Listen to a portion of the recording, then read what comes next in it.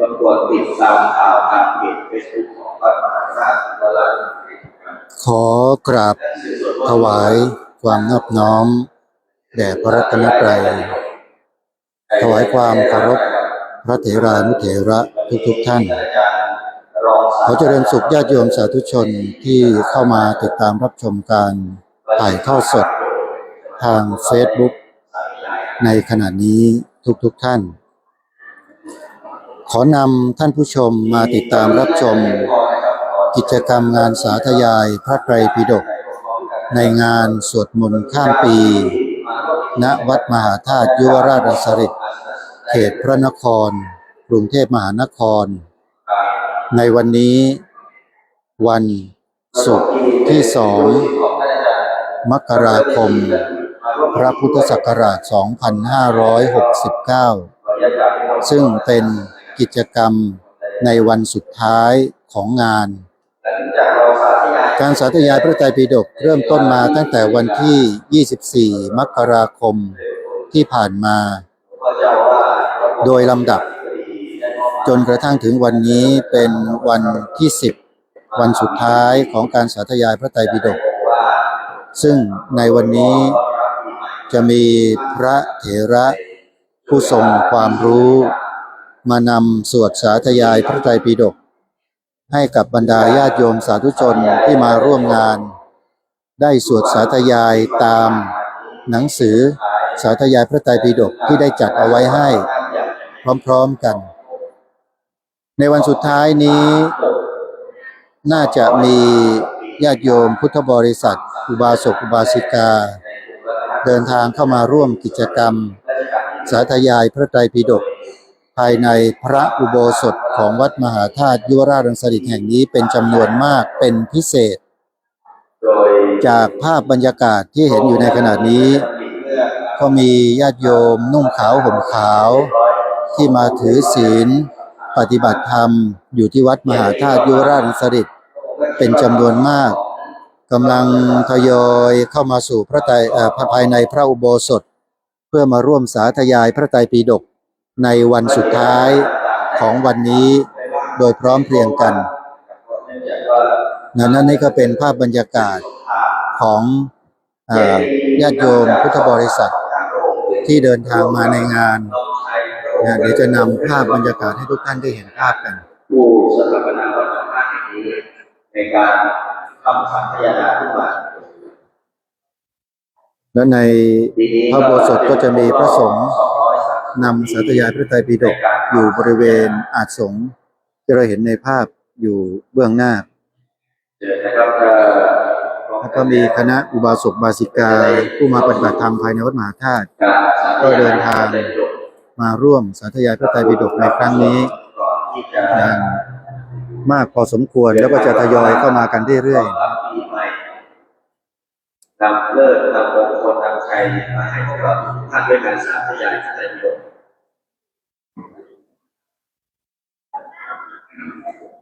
เวลาในขณะนี้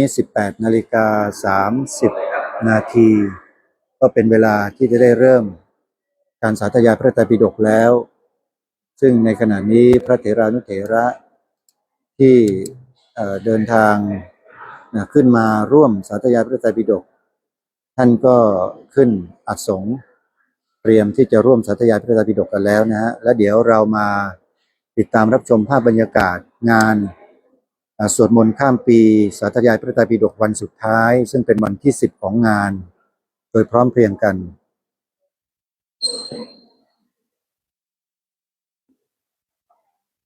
สถานที่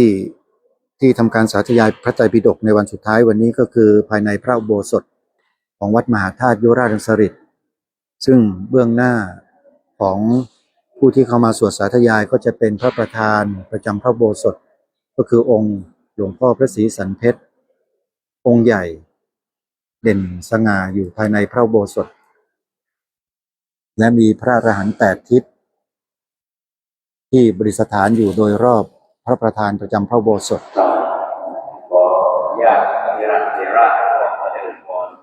ซึ่งอีกสักครู่หนึ่งนะการสาธยายพระไตรปิฎกก็จะได้เริ่มขึ้นอย่างเป็นทางการวันนี้จะสาธยายบทใดอย่างไรนั้นเดี๋ยว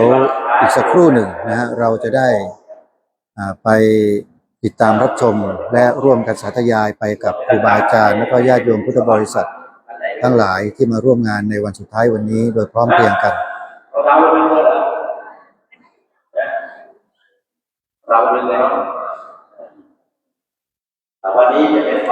สำหรับกิจกรรมการสวดสาธยายพระไตรปิฎกเนื่องในงานสวดมนต์ข้ามปีที่วัดมหาธาตุยุวราชสฤษดิ์ได้ดำเนินการมาตั้งแต่วันที่ 24 มกราคมเป็นต้นมานั้นก็มีการสาธยายในบทต่างๆไปหลายๆบทซึ่งเมื่อวานนี้ท่านพระอาจารย์มหาไพโรจน์ญาณกุศโลผู้ช่วยเจ้าวาดวัดมหาธาตุยุวราชสฤษดิ์ผู้อำนวยการอภิธรรมโชติกวิทยาลัยประเรียนธรรม9ประโยคท่านก็ได้นำพาสาธยายพระไตรปิฎกในส่วนของพระอภิธรรมปิฎกซึ่งญาติโยมมากันเป็นจำนวนมากและในวันนี้เป็นวันสุดท้ายของงานสาธยายพระไตรปิฎกที่พระคุณเจ้าพระเถรานุเถระและบรรดาอุบาสกอุบาสิกาญาติโยมก็จะได้ร่วมสาธยายโดยพร้อมเพรียงกัน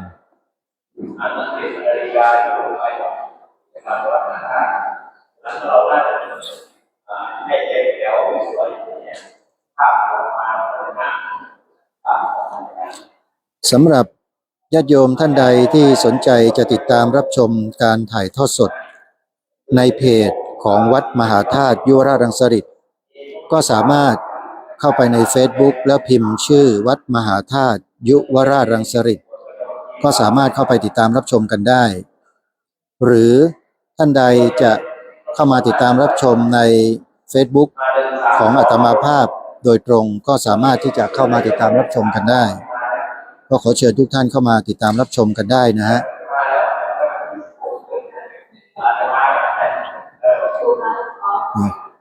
เชื่อว่าอีกเวลาไม่กี่นาทีข้างหน้านี้นะก็จะได้ทำการสาธยายพระไตรปิฎกกันผู้ที่นำสาธยายพระไตรปิฎกในวันนี้เป็นแม่ชีนะโยมคืออาจารย์ดร.แม่ชีกฤษณารักษาโฉมหัวหน้าแม่ชีของวัดมหาธาตุยุวราชรังสฤษดิ์บาลีศึกษา9ประโยคแล้วก็จบ PhD ภาษาอังกฤษมีความรู้ความสามารถอย่างมากอีกท่านหนึ่งนะฮะวันนี้ได้มาเป็นผู้นำสาธยายพระไตรปิฎกในวันสุดท้ายณขณะนี้นะฮะเดี๋ยวเราดูภาพบรรยากาศสักครู่นึงตอนนี้กำลังอาราธนาศีล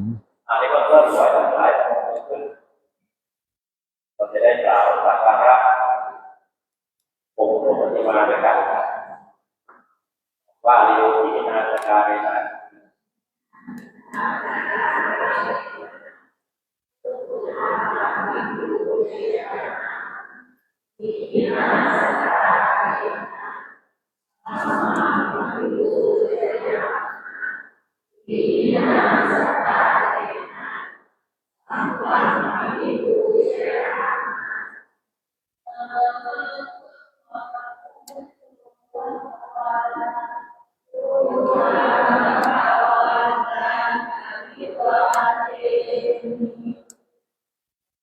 ตอนนี้อยู่ในช่วงของการกราบบูชาพระรัตนตรัย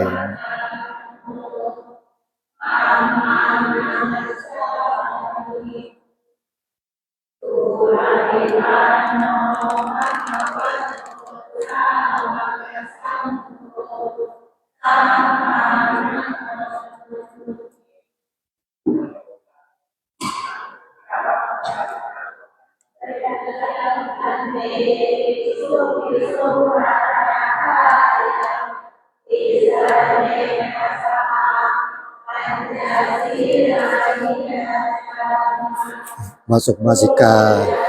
กำลังอาราธนาศีลแล้วพระสงฆ์ก็จะให้ศีลแล้วก็จะได้สาธยายพระไตรปิฎกไปโดยลำดับ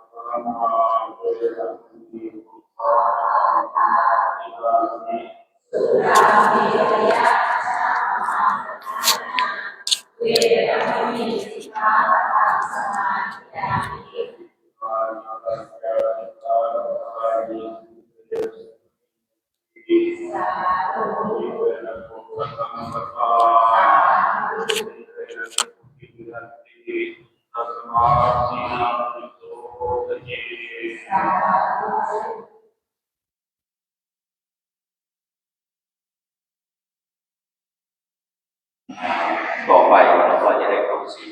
บรรยากาศของการสาธยายพระไตรปิฎกซึ่งวันนี้การสาธยายพระไตรปิฎกก็ใกล้จะเริ่มขึ้นแล้วนะท่านผู้ชม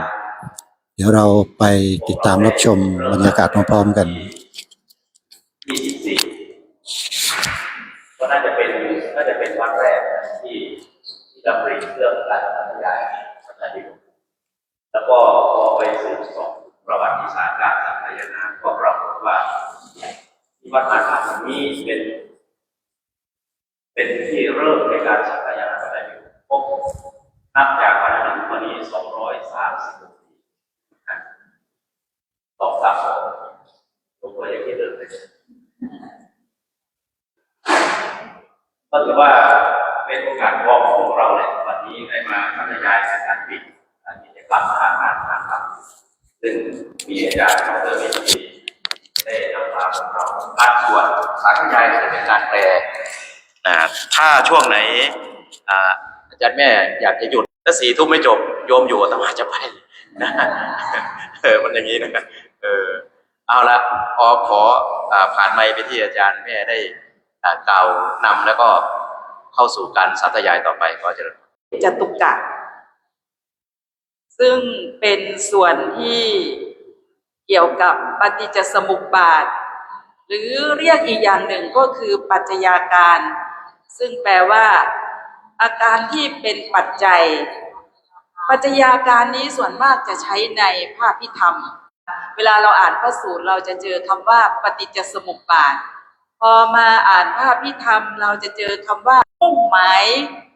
ลงไปถึงจิตแต่ละดวงละดวงจึงใช้คำว่าสังขารโรเช่นสังขารตัวนี้หมายถึงเจตนาที่อยู่ในจิตที่เป็นโลภะนะคะอันนี้เจาะลงไปจิตที่เป็นโลภะจะมีกระบวนการของปัจจัยาการเกิดขึ้นจิตที่เป็นโทสะก็จะหมายถึงเจตนาหรือสังขารโรตัวนี้ในขณะจิตหนึ่งจึงใช้คำว่าสังขารโรส่วนในพระสูตรนั้นจะใช้คำว่าสังขาราก็คือจิตแต่ละดวงต่างๆนะคะจิตดวงต่างๆก็เลยใช้คำว่าสังขาราเดี๋ยวเวลาเราสวดไปเราก็จะเจอคำว่านามปัจจยาฉัฏฐายตนังตรงนี้นะคะเดี๋ยวเราสวดไปเราก็จะเข้าใจว่าในขณะที่เราโกรธนะคะในชีวิตประจำวันของเราจะมีความหงุดหงิดกุ้มใจเดือดร้อนใจความเครียดเกิดขึ้นในจิตใจของเราไอ้ตัวสังขารโรตัวนี้ค่ะอวิชชาปัจจยาสังขารโรตัวนี้จะทำหน้าที่เป็นตัวเจตนานะคะที่เกิดขึ้นอยู่ในโทสะมูลจิตดวงนั้นๆเพราะว่าโทสะมูลจิตนี้มีอยู่2ดวงในจักรวาลนี้มีความโกรธอยู่2ดวงไม่ว่าจะเป็นดวงที่1หรือว่าดวงที่2ก็จะมีตัวเจตนาตัวนี้เกิดขึ้นในจิตแต่ละดวงละดวงนะคะกุศลวิบากจักขูวิญญาณนะคะในกุศลวิบากจักขูวิญญาณก็หมายความว่าเป็นการเห็นที่ดีเพราะเรามานั่งอยู่ตรงนี้เห็นดีและได้ยินเสียงที่ดีก็คือการสาธยายธรรมการบรรยายธรรมได้กลิ่นที่ดีสิ่งดีๆเหล่านี้นะคะที่เรากำลังได้รับอยู่นี้เรียกว่าวิปากจิตนะคะในขณะที่เราเห็นดีจักขูวิญญาณเกิดขึ้นเป็นผลของกุศลที่เราทำมาตั้งแต่อดีตชาติเรียกว่ากุศลกามาวจรที่สั่งสมไว้ในอดีตชาติแล้วพอมาปัจจุบันชาตินี้เราจึงเห็นดีค่ะได้ยินเสียงที่ดีๆนั่นก็หมายความว่าเรากำลังได้รับวิบากที่ดีที่เราสั่งสมกุศลกามาวจรที่เราสั่งสมไว้ในอดีตชาติตรงนี้นะคะจะตัดอวิชชาออกไปเหลือแต่สังขารนะคะเวลาเราไปอ่านดูโอ้นี่ทำไมใช้คำว่าสังขารโรเรามาสวดไปพร้อมๆกันนะคะขออนุญาตครูบาอาจารย์เป็นต้นเสียงนะคะเดี๋ยวนิมนต์ท่านอาจารย์พระครูภาวนาขึ้นนะโมนโมนะโยมตั้งใจนะโยมนะครูบาอาจารย์พร้อมกันเลยนะโมตัสสะภะคะวะโตอะระหะโตสัมมาสัมพุทธัสสะนะโมตัสสะภะคะวะโตอะระหะโตสัมมาสัมพุทธัสสะนะโมตัสสะภะคะวะโตอะระหะโตสัมมาสัมพุทธัสสะพุทธังสรณังกัจฉามิธัมมังสังฆังกัจฉามิสังฆังสรณังกัจฉามิทุติยามปิพุทธังสรณังกัจฉามิทุติยามปิธัมมัง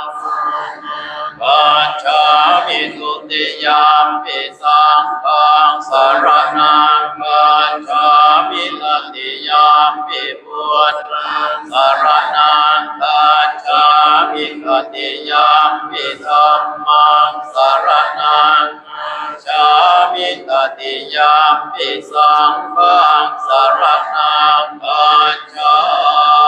มิ ตัสมิงสมเยอวิชชาปัจจยสังขารุอวิชชาเหตุโกในสมัยนั้นเพราะอวิชชาเป็นปัจจัยสังขารที่มีอวิชชาเป็นเหตุจึงมีสังขารปัจจยาวิญญาณังสังขาระเหตุกังเพราะสังขารเป็นปัจจัยวิญญาณที่มีสังขารเป็นเหตุจึงมีวิญญาณปัจจยานังวิญญาณเหตุกังเพราะวิญญาณเป็นปัจจัยหน้าที่มีวิญญาณเป็นเหตุจึงมีนามปัจจยาฉัตถายตนังนามเป็นปัจจัย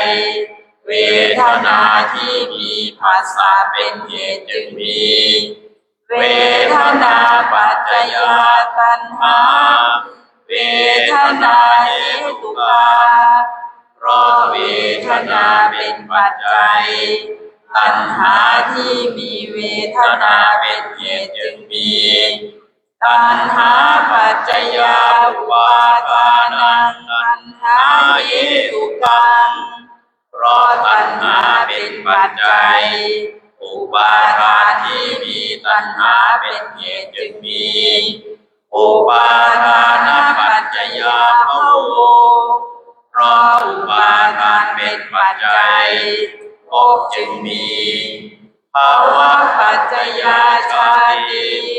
เพราะภพเป็นปัจจัยชาติจึงมีชาติปัจจยาชรามรณังเพราะชาติเป็นปัจจัยชรามรณะจึงมีเอ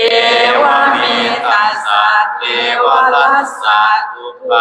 ขันธัสสะสมุทัยโยโหติกองทุกข์ทั้งมวลนี้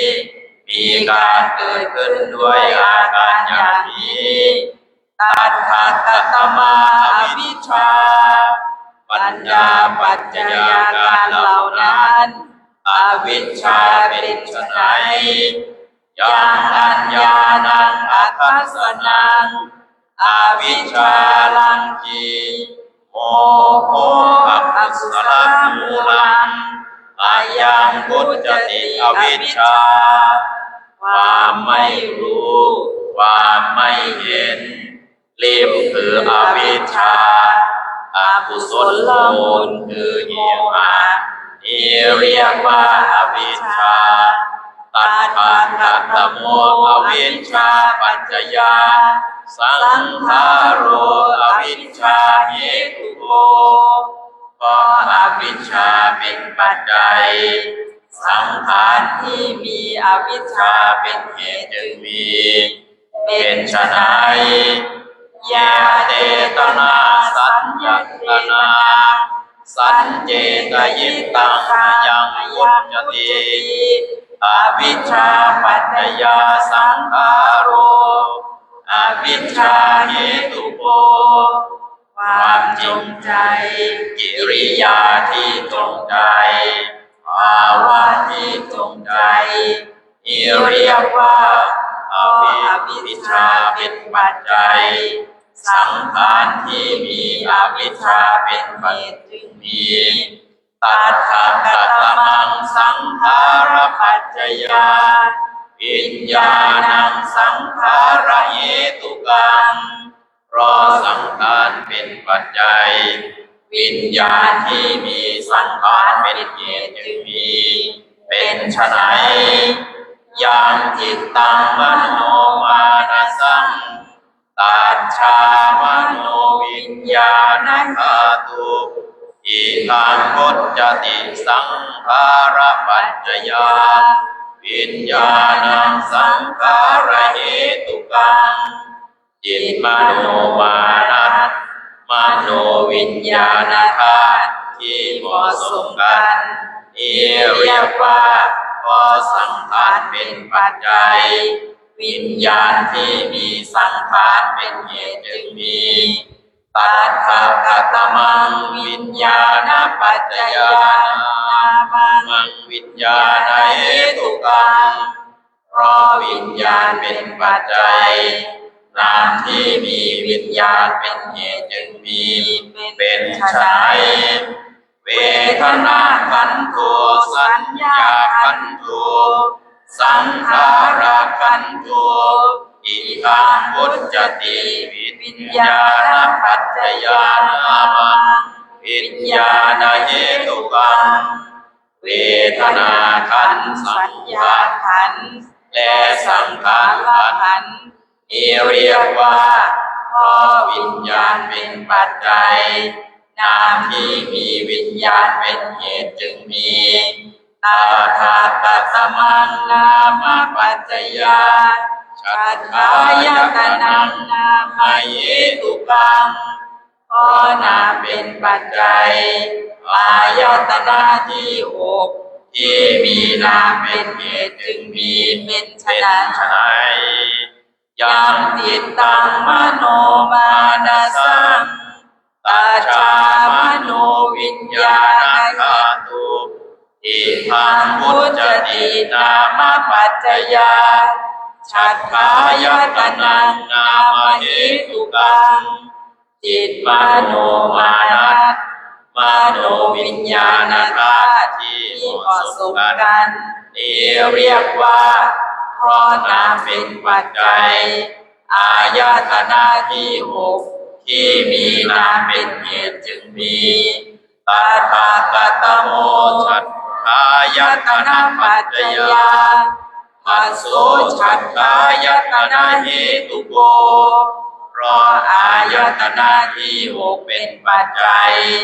ปัสสะที่มีอายตนะที่หกเป็นเหตุจึงมีเป็นไฉนโยปัสโสปุสนาสัมปุสนาสัมปุสิตตังอายังพุจจติชัตถายตนะปัจจยาปัสโสชัตถายตนะเหตุโกความกระทบกิริยาที่กระทบกิริยาที่ถูกต้องภาวะที่ถูกต้องนี้เรียกว่าเพราะอายตนะที่หกเป็นปัจจัยปัสสะที่มีอายตนะที่หกเป็นเหตุจึงมีตัทธกัตตมาปัสสะปัจจยาเวทนาปัสสะเหตุกาเพราะปัสสะเป็นปัจจัยเวทนาที่มีปัสสะเป็นเหตุจึงมีเป็นไฉนยามเจตสิกังสาตังเจตสิกังสุขังเจโตสัมปัสสะชาตังสุขังเวทยิตังเจโตสัมปัสสะชาตาสุขาเวทนา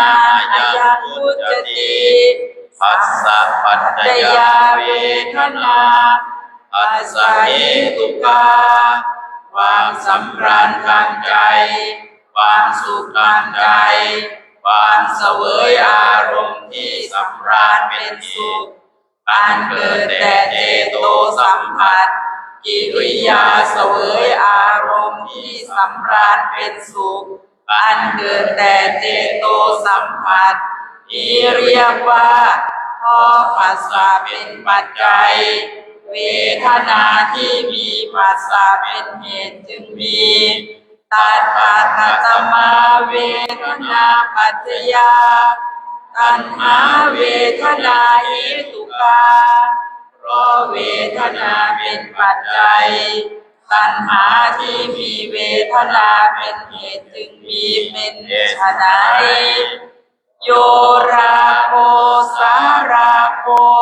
พุจจติเวทนาปัจจยาตัณหาเวทนาเหตุกาความกำหนัดความกำหนัดนักแห่งจิตนี้เรียกว่า ราะเวทนาเป็นปัจจัยตัณหาที่มีเวทนาเป็นเหตุจึงมีตาตากตมังตัณหาปัจจยาอุปาทานังตัณหาเหตุกังเพราะตัณหาเป็นปัจจัยอุปาทานที่มีตัณหาเป็นเหตุจึงมีเป็นไฉนยาทิฏฐิทิฏฐิคตังติปายตนังวิปริยาสักขาโหอิทังอุจจติ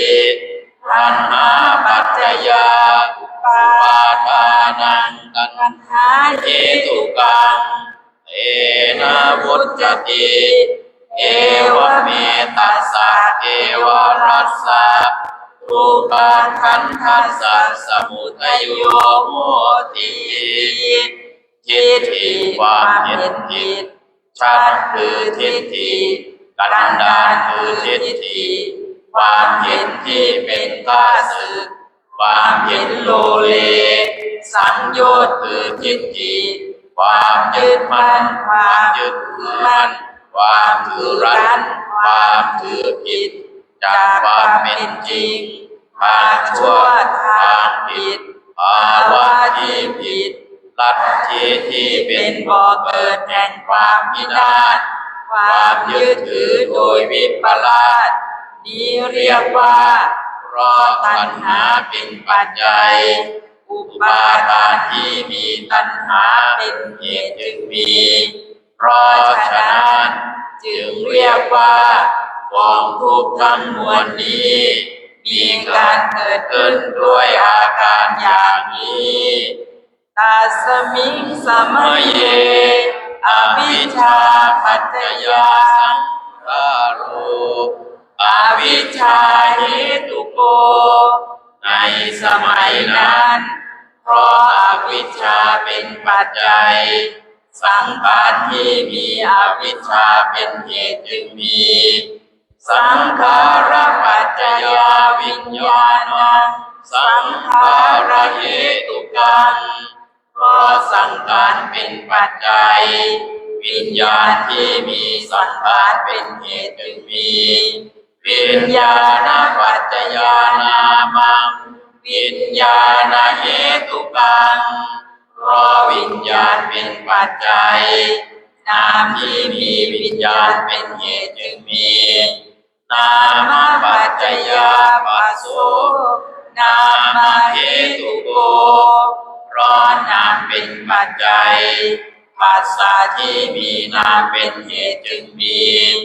ปัสสะปัจจยาเวทนาปัสสะเหตุกาเพราะปัสสะเป็นปัจจัยเวทนาที่มีปัสสะเป็นเหตุจึงมีเวทนาปัจจยาตัณหาเวทนาเหตุกาเพราะเวทนาเป็นปัจจัยตัณหาที่มีเวทนาเป็นเหตุจึงมีตัณหาปัจจยาอุปาทานังตัณหาเหตุกังเพราะตัณหาเป็นปัจจัยอุปาทานที่มีตัณหาเป็นเหตุจึงมีอุปาทานปัจจยาภโวเพราะอุปาทานเป็นปัจจัยภพจึงมีภาวะปัจจยาชาติเพราะภพเป็นปัจจัยชาติจึงมีชาติปัจจยาชรามรณะเพราะชาติเป็นปัจจัยชรามรณะจึงมีเอวเมตัสสะเอวรัสสะทุกขขันธัสสะสมุทัยโยโหติกองทุกข์ทั้งมวลนี้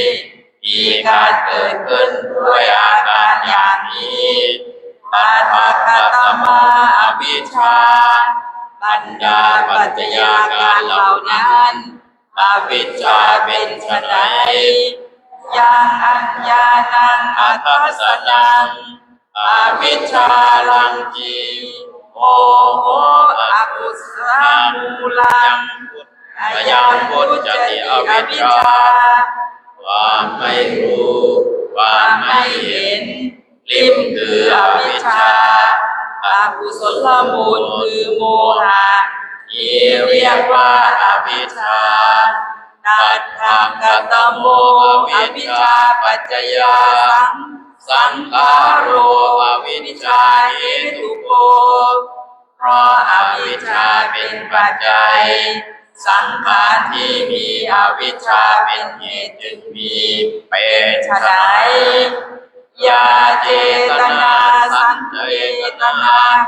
สัญเจตยิตตัตตาอายังจติอวิชชาปัจจยาสังขารโร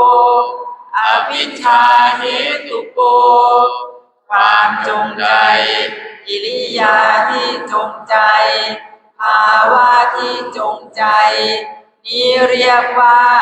เพราะอวิชชาเป็นปัจจัยสังขารที่มีอวิชชาเป็นเหตุจึงมีตถาคตมังสังขารปัจจยาวิญญาณังสังขารเหตุกังเพราะสังขารเป็นปัจจัยวิญญาณที่มีสังขารเป็นเหตุจึงมีเป็นไฉนยามจิตตังมโนมานะสังตัจจามโนวิญญาณธาตุอิทังพุจจติสังขารปัจจยาวิญญาณังสังขารเหตุกังจิตมโนมานะมโนวิญญาณธาตุที่เหมาะสมกันนี้เรียกว่าเพราะสังขารเป็นปัจจัยวิญญาณที่มีสังขารเป็นเหตุจึงมีตถาคตมังวิญญาณปัจจยานามังวิญญาณเหตุกังเวทนาขันโธสัญญาขันโธสังขารขันโธอิทังพุจจติวิญญาณปัจจยานามังวิญญาณเหตุกังเพราะวิญญาณเป็นปัจจัยนามที่มีวิญญาณเป็นเหตุจึงมีเป็นไฉนเวทนาขันธ์สัญญาขันธ์และสังขารขันธ์นี้เรียกว่าเพราะวิญญาณเป็นปัจจัยนามที่มีวิญญาณเป็นเหตุจึงมีนามปัจจยาภัสโสนามเหตุโกติในคำว่าเพราะนามเป็นปัจจัยปัสสะที่มีนามเป็นเหตุจึงมีตถาคตมังนามังในนามรูปนั้นนามเป็นไฉนทัพเพตวาปัสสังเวทนาขันโธสัญญาขันโธสังขารขันโธวิญญาณขันโธอิทังพุจจตินามังเป็นผัสสะแล้วเวทนาขันธ์สัญญาขันธ์สังขารขันธ์และวิญญาณขันธ์ที่เรียกว่านามตถาคตโมนามปัจจยาภัสโสนามเหตุโกเพราะนามเป็นปัจจัยปัสสะที่มีนามเป็นเหตุจึงมีเป็นไฉนโยภัสโสสุสนา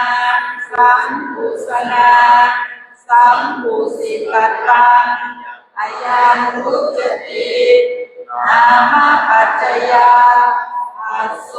นามเหตุโกเตนะพุจจติเอวเมตัสสะทุกขาขันธัสสะสมุทัยโยโหติความกระทบกิริยาที่กระทบกิริยาที่ถูกต้องภาวะที่ถูกต้องนี้เรียกว่าเพราะนาม เป็นปัจจัยผัสสะที่มีนามเป็นเหตุจึงมีเพราะฉะนั้นจึงเรียกว่ากองทุกข์ทั้งมวลนี้มีการเกิดขึ้นด้วยอาการอย่างนี้ตัสมิงสมัยเยอวิชชาปัจจยาสังขาโรอวิชชาเหตุโกในสมัยนั้นก็อวิชชาเป็นปัจจัยสังขารที่มีอวิชชาเป็นเหตุจึงมีสังขารปัจจยาวิญญาณังสังขารเหตุกังก็สังขารเป็นปัจจัยวิญญาณที่มีสังขารเป็นเหตุจึงมีวิญญาณปัจจยานามรูปังวิญญาณเหตุกังก็วิญญาณเป็นปัจจัยนามรูปที่มีวิญญาณเป็นเหตุจึงมีนามรูปปัจจยาฉันทายตนังนามรูปเหตุกังก็นามรูปเป็นปัจจัยอายตนะที่หกที่มีนามรูปเป็นเหตุจึงมีฉันทายตนะปัจจยาภัสโสฉันทายตนะเหตุโกก็อายตนะที่หกเป็นปัจจัยผัสสะที่มีอายตนะที่หกเป็นเหตุจึงมีผัสสะปัจจยาเวทนาผัสสะเหตุกาเพราะผัสสะเป็นปัจจัยเวทนาที่มีผัสสะเป็นเหตุจึงมีเวทนาปัจจยาตัณหาเวทนาเหตุกาเพราะเวทนาเป็นปัจจัยตัณหาที่มีเวทนาเป็นเหตุจึงมีตัณหาปัจจยาอุปาทานังตัณหาเหตุกังเพราะตัณหาเป็นปัจจัยอุปาทานที่มีตัณหาเป็นเหตุจึงมี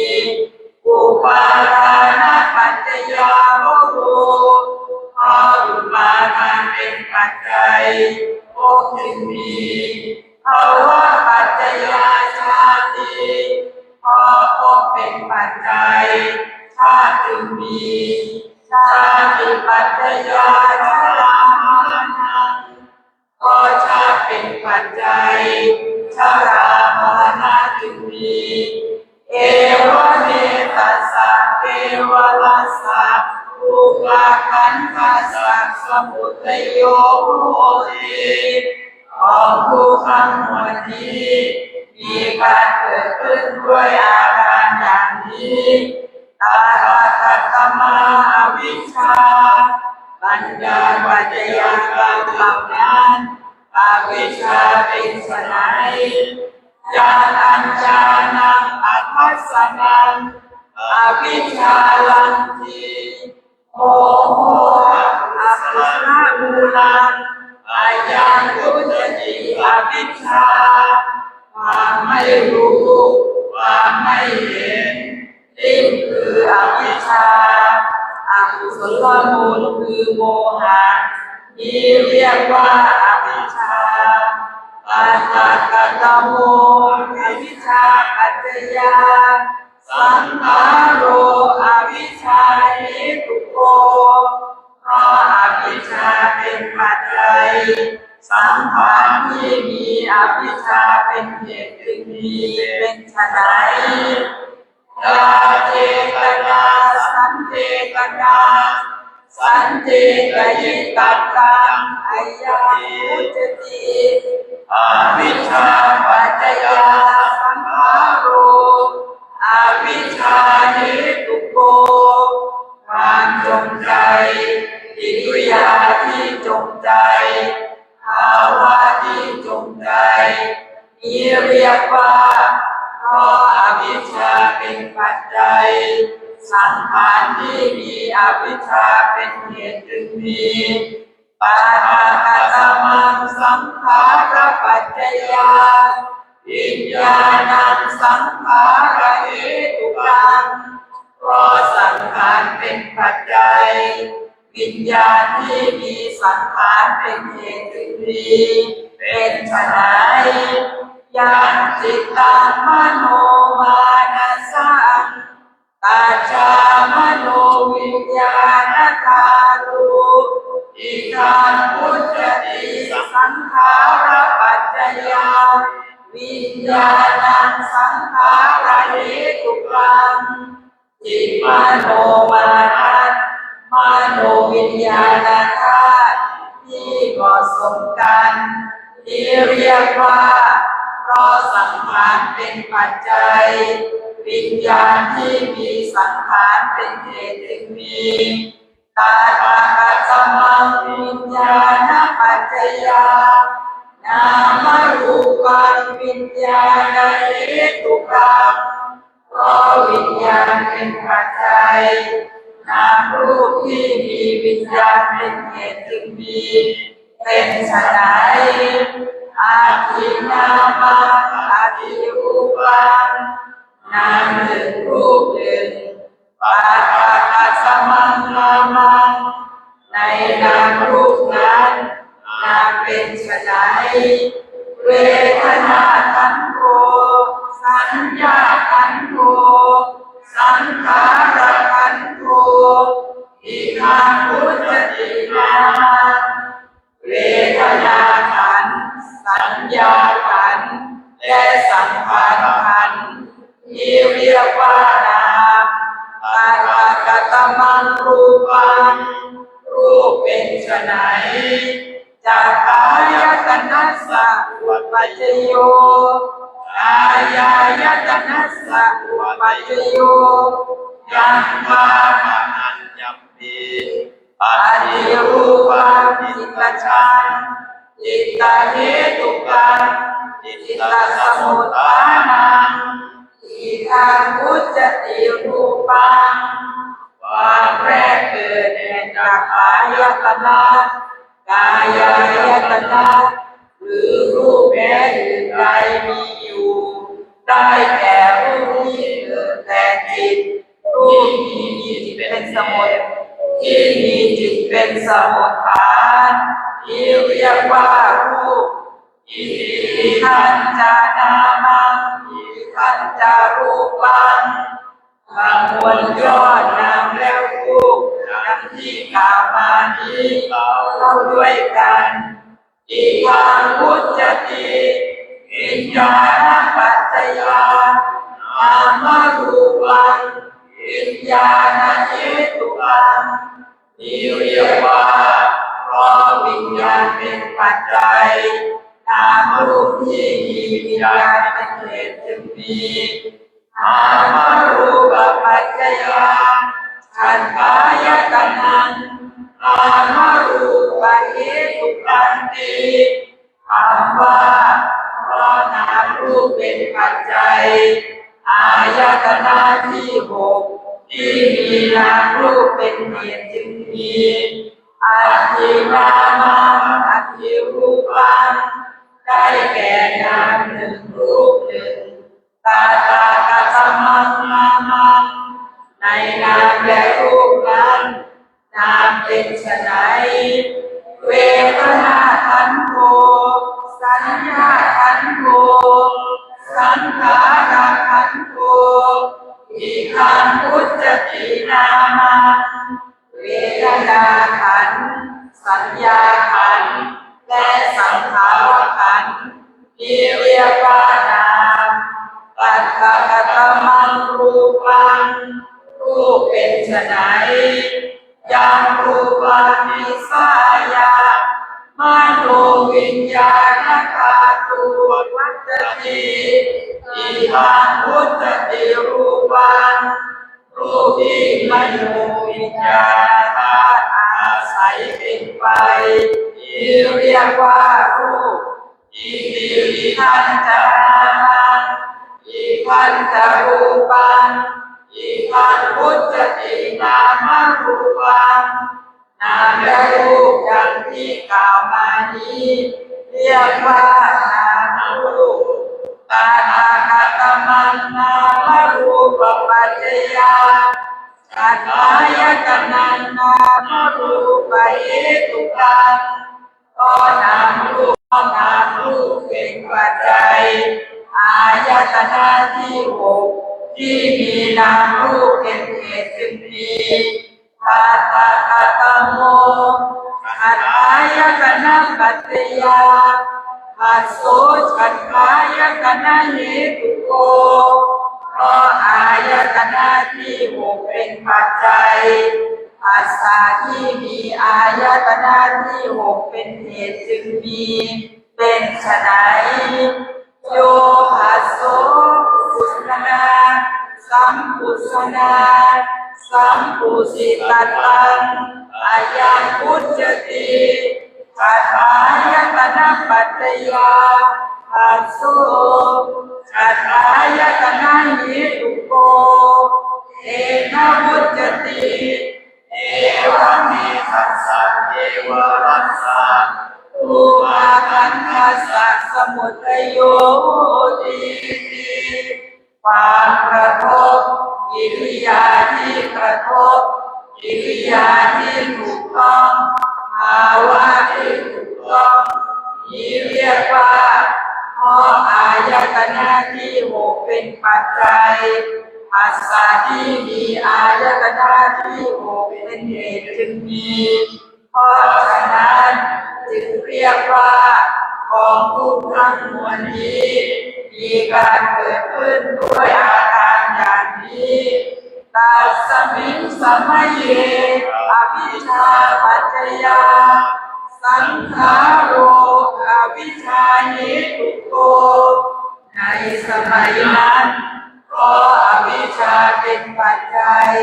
สังขารที่มีอวิชชาเป็นเหตุจึงมีสังขารปัจจยาวิญญาณังสังขารเหตุกังก็สังขารเป็นปัจจัยวิญญาณที่มีสังขารเป็นเหตุจึงมีวิญญาณปัจจยานามรูปังวิญญาณเหตุกังก็วิญญาณเป็นปัจจัยนามรูปที่มีวิญญาณเป็นเหตุจึงมีนามรูปปัจจยาสลายตนะนามรูปเหตุกังก็นามรูปเป็นปัจจัยสลายตนะที่มีนามรูปเป็นเหตุจึงมีขันธายตนะปัจจยาภัสโสอาสายตนะเหตุโกพอสลายตนะเป็นปัจจัยภาษาที่มีสลายตนะเป็นเหตุจึงมีภาษาปัจจยาเวทนาภาษาเหตุกา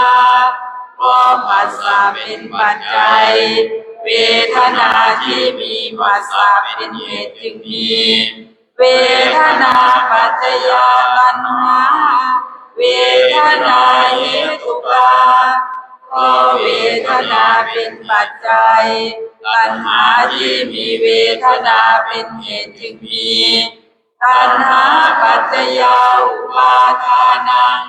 ตัณหาเหตุกังก็ตัณหาเป็นปัจจัยอุปาทานที่มีตัณหาเป็นเหตุจึงมีอุปาทานปัจจยาภโวพออุปาทานเป็นปัจจัยภพจึงมีภาวะปัจจยาชาติพอภพเป็นปัจจัยชาติจึงมีชาติปัจจยาชรามรณะพอชาติเป็นปัจจัยชรามรณะจึงมีเอวะเมตัสสะเอวะรัสสะทุกขขันธัสสะสมุทัยโยติของทุกข์ทั้งมวลนี้มีการเกิดขึ้นด้วยอาการอย่างนี้ตาตะกัตตมาอวิชชาปัญญาปัจจยาการเหล่านั้นอวิชชาเป็นไฉนยังอัญญาณังอัทัสสนัง อวิชชาลันทีโมโหอกุศลมูลังอายังวุจติอวิชชาความไม่รู้ความไม่เห็นลิมคืออวิชชาอกุศลมูลคือโมหะที่เรียกว่าอวิชชาราธากัตโมวิชชาปั ปั จ จ จ จ ยาย าสังขารโร วิชชาเห เห ตุ ตุโกเพราะอวิชชาเป็นปัจจัยสังขารที่มีอวิชชาเป็นเหตุจึงมีเป็นไฉนยาเจตนาสัญเจตนาสัญเจตยิกังตังอายังวุจติอวิชชาปัจจยาสังขาโรอวิชชาเหตุโกความจงใจกิริยาที่จงใจภาวะที่จงใจที่เรียกว่าเพราะอวิชชาเป็นปัจจัยสังขารที่มีอวิชชาเป็นเหตุจึงมีตถาคตมังสังขารปัจจยาวิญญาณังสังขารเหตุกังเพราะสังขารเป็นปัจจัยวิญญาณที่มีสังขารเป็นเหตุจึงมีเป็นไฉนยามจิตตังมโนมานะสังตัจฉามโนวิญญาณธาตุอิทังพุจติสังขารปัจจยาวิญญาณังสังขารเหตุกังจิตมโนมานัสมโนวิญญาณธาตุที่เหมาะสมกันนี้เรียกว่าเพราะสังขารเป็นปัจจัยวิญญาณที่มีสังขารเป็นเหตุจึงมีตถาคตมังวิญญาณปัจจยานามรูปังวิญญาณเหตุกังเพราะวิญญาณเป็นปัจจัยนามรูปที่มีวิญญาณเป็นเหตุจึงมีเป็นไฉนอาทินามังอธิรูปังนามหนึ่งรูปหนึ่งตถาคตมังนามังในนามและรูปนั้นนามเป็นไฉนเวทนาขันธ์โธสัญญาขันธ์โธสังขารขันธ์โธอิทังพุจตินามังเวทนาขันธ์สัญญาขันธ์และสังขารขันธ์ที่เรียกว่านามตถาคตมังรูปังรูปเป็นไฉนจักขายตนะสะอุปัจจโยโสตายตนะสะอุปัจจโยฆานายตนะสะอุปัจจโยชิวหายตนะสะอุปัจจโยกายายตนะสะอุปัจจโยยังวาปนายัมปีปัจจิรูปังจิตจักขังจิตตเหตุกังจิตตสมุทฐานังอิทังพุจติรูปังความแรกเกิดแห่งจักขายตนะกายายตนะหรือรูปแรกอื่นใดที่อยู่ได้แก่รูปที่เกิดแต่จิตที่มีจิตเป็นเหตุที่มีจิตเป็นสมุทฐานนี้เรียกว่ารูปอิทิทันจะนามังอิทันจะรูปังนามและรูปดังที่กล่าวมานี้อิทังพุจติวิญญาณปัจจยานามรูปังวิญญาณเหตุกังนี้เรียกว่าเพราะวิญญาณเป็นปัจจัยนามรูปที่มีวิญญาณเป็นเหตุจึงมีนามรูปปัจจยาสลายตนังนามรูปเหตุกันติภ คำว่าเพราะนามรูปเป็นปัจจัยสลายตนะที่มีนามรูปเป็นเหตุจึงมีได้แก่อัตถินามังอัตถิรูปังนามหนึ่งรูปหนึ่งปัจจัตตมังนามังในนามเป็นรูปนั้นนามเป็นไฉนเวทนาขันธ์โธสัญญาขันธ์โธสังขารขันธ์โธอิทังวุจตินามัง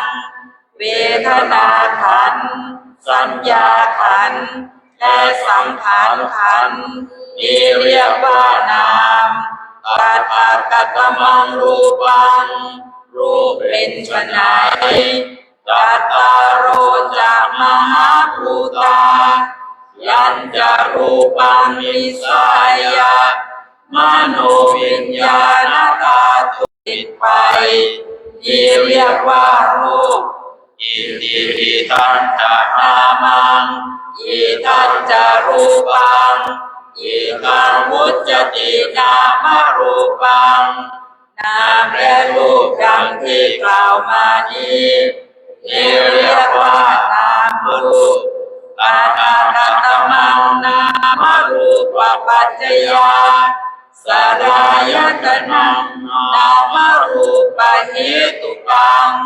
เพราะนามรูปเป็นปัจจัยสลายตนะที่มีนามรูปเป็นเหตุจึงมีเป็นไฉนจักขายตนังสุขายตนังกานายตนังชิวหายตนังกายายตนังมนายตนังอิทังวุจตินามรูปปัจจยา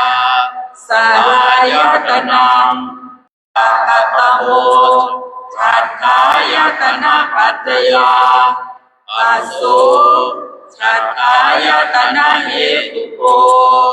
เพราะสลายตนะเป็นปัจจัยปัสสะที่มีสลายตนะเป็นเหตุจึงมีเป็นไฉนโยภาโสปุสนาสัมปุสนาสัมปุสิตัตตังอายังวุจติสัทธายตนะปัจจยาปัสสุสัทธายตนะเหตุโกความกระทบกิริยาที่กระทบกิริยาที่ถูกต้องภาวะที่ถูกต้องนี่เรียกว่าเพราะสลายตนะเป็นปัจจัยปัสสะที่มีสลายตนะเป็นเหตุจึงมีปัจจัตตมังปัสสะปัจจยาเวทนาปัสสะเหตุกาเพราะปัสสะเป็นปัจจัยเวทนาที่มีปัสสะเป็นเหตุจึงมี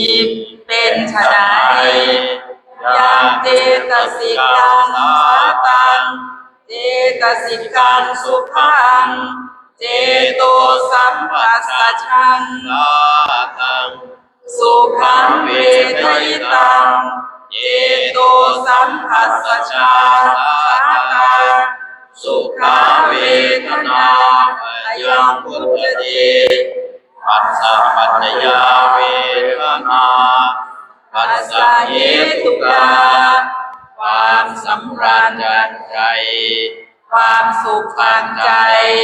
ความเสวยอารมณ์ที่สำราญเป็นสุขอันใดแก่เจโตสัมผัสกิริยาเสวยอารมณ์ที่สำราญเป็นสุขอันเกิดแต่เจโตสัมผัสนี้เรียกว่าเพราะปัสสะเป็นปัจจัยเวทนาที่มีปัสสะเป็นเหตุจึงมีปัจจัตตมาเวทนาปัจจยาตัณหาเวทนาเหตุกาเพราะเวทนาเป็นปัจจัย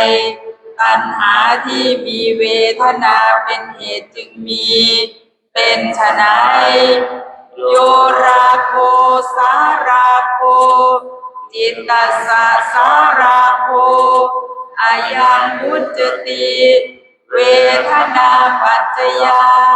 ตัณหาเวทนาเหตุกาความกำหนัดนักความกำหนัดแห่งจิตนี้เรียกว่าเพราะเวทนาเป็นปัจจัย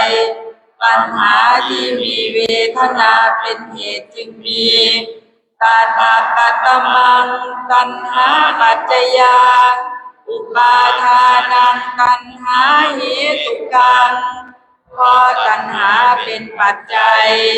อุปาทานที่มีตัณหาเป็นเหตุจึงมีเป็นไฉนญาทิฏฐิฆาตังอิทธายตนังวิปริยาสักขาโหอิทังวุจติตัณหาปัจจยาอุปาทานังปัญหาเหตุกังเตนะวุจติเยวะเมทัสสะเยวะรัสสะรูปะขันธัสสะสมุทัยโยโหติยึดที่ความเห็นผิดลัทธิที่เป็นบ่อเกิดแห่งความพินาศความยึดถือโดยวิปลาสนี้เรียกว่าเพราะตัณหาเป็นปัจจัยอุปาทานที่มีตัณหาเป็นเหตุจึงมีเพราะฉะนั้นจึงเรียกว่ากองทุกข์ทั้งมวลนี้มีการเกิดขึ้นด้วยอาการอย่างนี้เหตุจตุกังเหตุจตุกะจบนะคะก็สวดมาทุกท่านก็ลุ้นกันนะคะว่าจะจบตอนไหนนะคะนี่ก็จะสรุปให้ฟังนะคะที่เราสวดมานี้เราจะเห็นได้ว่าอภิธรรมมองกระบวนการเกิดดับของจิตนะมุ่งหมายถึงการเกิดดับของจิตจาก4มุมที่1ก็คือจากปัจจัยความเกื้อหนุนให้เกิดจิตแต่ละดวงเริ่มจากสังขารเกิดเพราะว่ามีอวิชชาเป็นปัจจัยเกื้อหนุนให้เกิดขึ้นเป็นต้นมุมที่2ก็คือจากเหตุสักครู่นี้เราสวดเหตุจตุกังนะคะเราสวดเรื่องเหตุมุมที่2นี้จากเหตุก็คือรากเหง้าของจิตแต่ละดวงนั้นเมื่ออะไรเป็นเหตุก็อันนั้นนั่นแหละเป็นปัจจัยเกื้อหนุนให้เกิดเช่นสังขารมีอวิชชาเป็นเหตุอวิชชาทำให้สังขารเกิดขึ้นเพราะว่ามีอวิชชานั่นแหละสังขารจึงได้มีขึ้นนะคะมุมที่3ก็คือจากสัมปยุตธรรมสภาวะที่เกิดพร้อมกับจิตแต่ละดวงองค์ธรรมที่เกิดดับพร้อมกันผลของกันและกันองค์ธรรมแต่ละอย่างเป็นปัจจัยของกันและกันเช่นอวิชชาและสังขารเป็นปัจจัยของกันและกันอวิชชาเกิดเพราะว่ามีสังขารเป็นปัจจัยแต่ละมุมมองอภิธรรมก็จะจัดกระบวนปัจจัยาการหรือปฏิจจสมุปบาทออกเป็น4มุมดังที่ได้นำเรียนให้ทุกท่านทราบนะคะข้อสังเกตที่เราสวดมาจะมีคำว่าอวิชชาปัจจยาสังขาโรบรรทัดแรกที่เราสวดนะคะมีคำว่าอวิชชาปัจจยาสังขาโรถ้าอธิบายแบบอภิธรรมนะครับก็เพราะว่าสังขารประกอบขณะแห่งจิตดวงเดียวและในขณะแห่งจิตดวงเดียวนั่นแหละย่อมไม่มีเจตนามากนะคะเพราะว่าอย่างเช่นเจตนาที่เป็นสังขารที่เกิดในอกุศลนี้ก็จะมีโลภะมูลจิต8ในโลภะความโลภของเรา8สภาวะนั้นก็จะมีเจตนาเข้าไปเกิดในโลภะมูลจิตดวงที่1ก็จะมีกระบวนการของอวิชชาแล้วก็มีสังขารตัวนี้จึงเป็นสังขาโรเพราะว่าองค์ธรรมได้แก่เจตนาเจตสิกที่อยู่ใน โลภะมูลจิตดวงที่หนึ่งนะคะจึงใช้คำว่าสังขาโรเจตนาก็คือสังขารตัวเดียวพอโลภะดวงที่สองก็จะมีเจตนาตัวสังขารโรตัวนี้เข้าไปเกิดอีกก็เป็นเจตนาที่เกิดขึ้นในความโลภดวงที่สองก็คือความโลภที่มีการชักชวนนะคะดังนั้นเจตนาที่เกิดในจิตแต่ละขณะจิตอันนี้มุ่งหมายถึงแต่ละขณะจิตดังนั้นสังขารโรตรงนี้จึงเป็นเอกพจน์นะคะส่วนอวิชชาปัจจยาสังขาราในพระสูตรนั้นสังขาราตัวนั้นเป็นพหูพจน์ก็คือมีสังขารเข้าไปประกอบในจิตหลายๆดวงนะคะเพราะเหตุนั้นพระพุทธเจ้าจึงไม่ตรัสว่าสังขารทั้งหลายแต่ตรัสว่าสังขาโรในพระอภิธรรมไม่ตรัสสังขาราในพระอภิธรรมแต่ว่าตรัสว่าสังขารโรดังนั้นในปฏิจจสมุปบาทในอภิธรรมที่เราเรียนกันก็จะแบ่งการอธิบายออกเป็นสองอย่างก็คืออธิบายแบบพระสูตรและอธิบายแบบพระอภิธรรม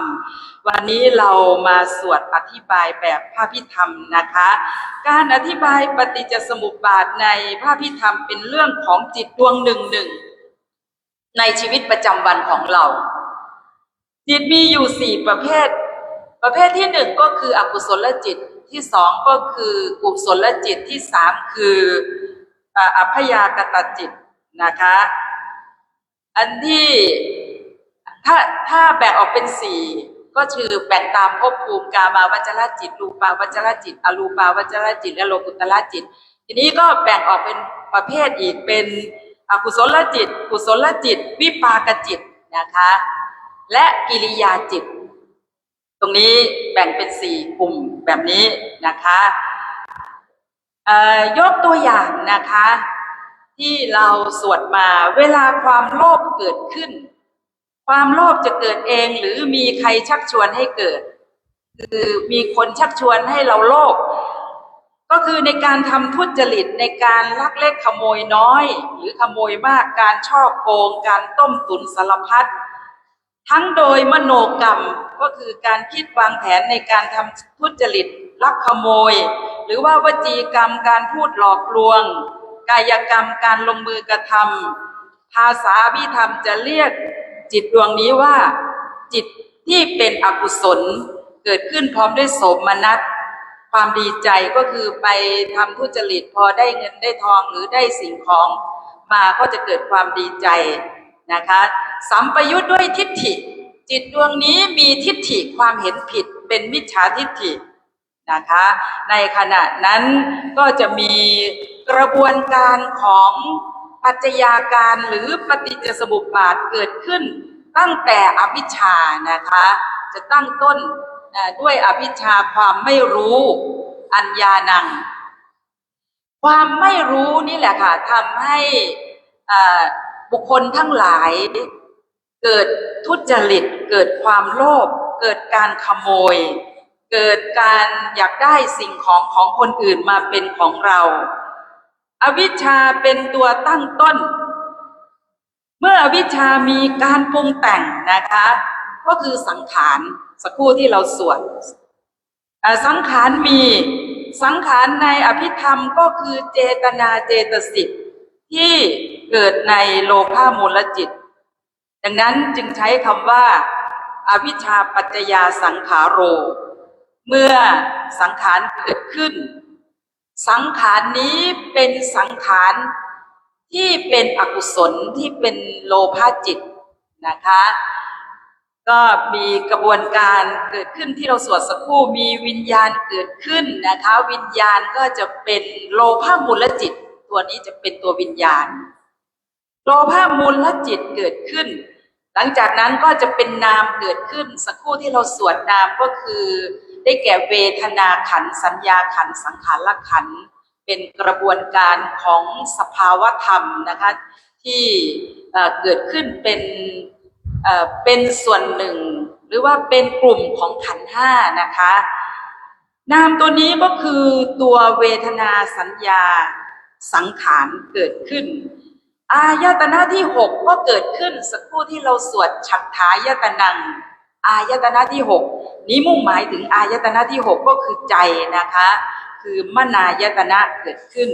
เมื่อมนายตนะเกิดขึ้นภาษาการกระทบกิริยาที่กระทบก็เกิดขึ้น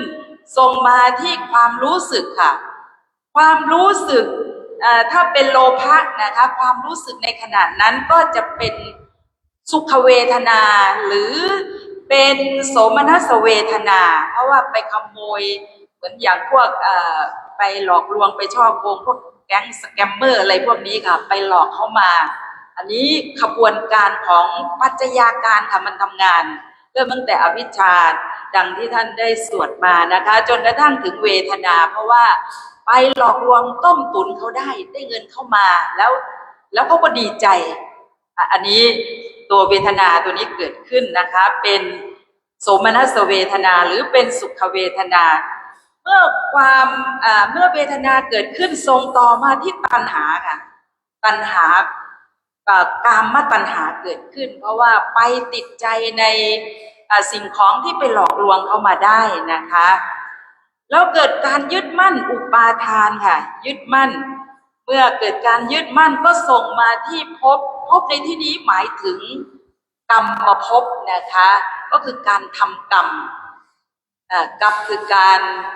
ไปหลอกลวงก็มีการคิดวางแผนนะคะแล้วก็มีการไปโทรศัพท์ไปหลอกลวงเขาจนกระทั่งได้เงินเข้ามาทำทุกอย่างอันนี้ก็เป็นกรรมทำให้อุปัติภพเกิดขึ้นก็คือไปเกิดในที่ที่ไม่ดีหลังจากที่เขาเสียชีวิตไปแล้วนะคะหลังจากภพเกิดขึ้นก็จะมีชาตินะคะเมื่อมีชาติเกิดขึ้นก็จะมีชรามรณะหมุนเวียนกันไปเป็นวัฏจักรเมื่อว่าโดยปัจจัยาการกระบวนการก็จะมีอยู่11นะคะเวลาเราไปนับดูว่าปัจจัยาการของปฏิจจสมุปบาทเนี่ยวิชาปัจจยาสังขาราสังขารปัจจยาวิญญาณังอันนี้กระบวนการเหล่านี้มีอยู่11กระบวนการแต่ถ้านับเป็นองค์ธรรมมีอยู่12องค์ธรรมองค์ธรรมที่หนึ่งก็คือตัวอวิชชาหรือตัวโมโหโมโหในที่นี้หมายถึงความหลงนะคะไม่ใช่ตัวโกรธ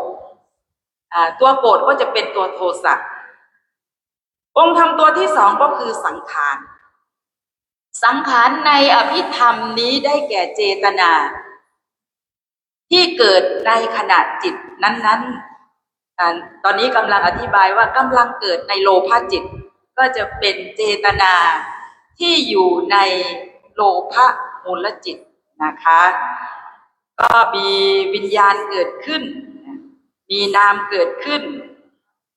มีอายตนะที่หกก็คือใจนะคะหรือ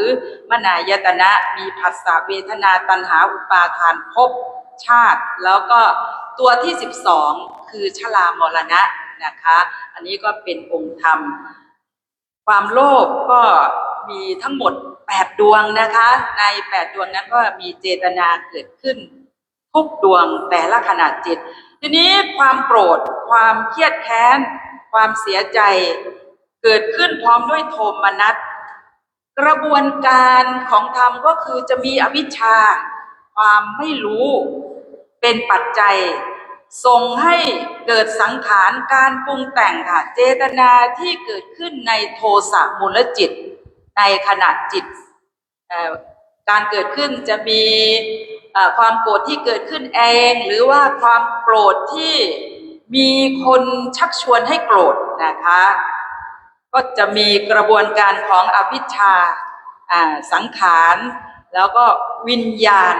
ณตัวนี้ก็จะเป็นตัวจิตนะคะเป็นโทสะมูลจิตส่งมาที่นามตัวนี้ก็จะเป็นเวทนาสัญญาสังขารส่งมาที่ฉัฏฐายตนะมาเป็นอายตนะทางใจนั่นก็คือมนายตนะนะคะอายตนะที่6ส่งมาที่ผัสสะมาเวทนาตัวนี้เป็นโทมนัสนะคะในขณะที่เราโกรธก็จะมีอาการเสียใจกุ้มใจหงุดหงิดใจโกรธมีลักษณะความไม่สบายใจปฏิฆะ ส่งมาที่ปฏิฆะนะคะเวทนาแล้วก็มาปฏิฆะเลยเวทนาเป็นเหตุให้เกิดปฏิฆะอันนี้ในพระไตรปิฎกว่าไว้อย่างนั้นนะคะเมื่อปฏิฆะเกิดขึ้นเป็นปัจจัยอธิโมกข์นะคะจะเกิดขึ้นต่อจากปฏิฆะในโทสะมูลจิตท่านใดที่เรียนพระอภิธรรมมาจะมีปฏิฆะปฏิฆะเป็นเหตุทำให้อธิโมกข์นะคะอธิโมกข์เกิดต่อจากปฏิฆะก็คือการตัดสินอารมณ์ว่าเป็นความโกรธพออธิโมกข์เกิดขึ้นก็จะเป็นปัจจัยให้ภพเกิดขึ้นนั่นก็คือกรรมภพนะคะเป็นกรรมที่ไม่ดีพอภพเกิดขึ้นเมื่อเราทำกรรมไม่ดีเราก็จะเกิดชาตินะคะแล้วก็เกิดชรามรณะหรือเราเกิดความสงสัยค่ะสงสัยไม่เชื่อในคุณพระพุทธพระธรรมพระสงฆ์บิดามารดาครูอาจารย์นรกสวรรค์ชาตินี้ชาติหน้าว่ามีจริงหรือไม่ความเชื่อความสงสัยลังเลใจนั้นนะคะก็จะมีกระบวนการของปฏิจจสมุปบาทเกิดขึ้นอีกเริ่มต้นอวิชชานะคะเป็นปัจจัยสังขารเกิดขึ้นเมื่อสังขารเกิดขึ้นวิญญาณนามสังเกตนะคะไม่มีคำว่ารูปมีนามเพราะมุ่งหมายถึงตัวเวทนาสัญญาสังขารจึงโฟกัสไปที่นามและมีอายตนะที่6ฉัฏฐายตนะเกิดขึ้นส่งมาที่ตัวผัสสะส่งมาที่เวทนาในขณะที่สงสัยจะเป็นเวทนา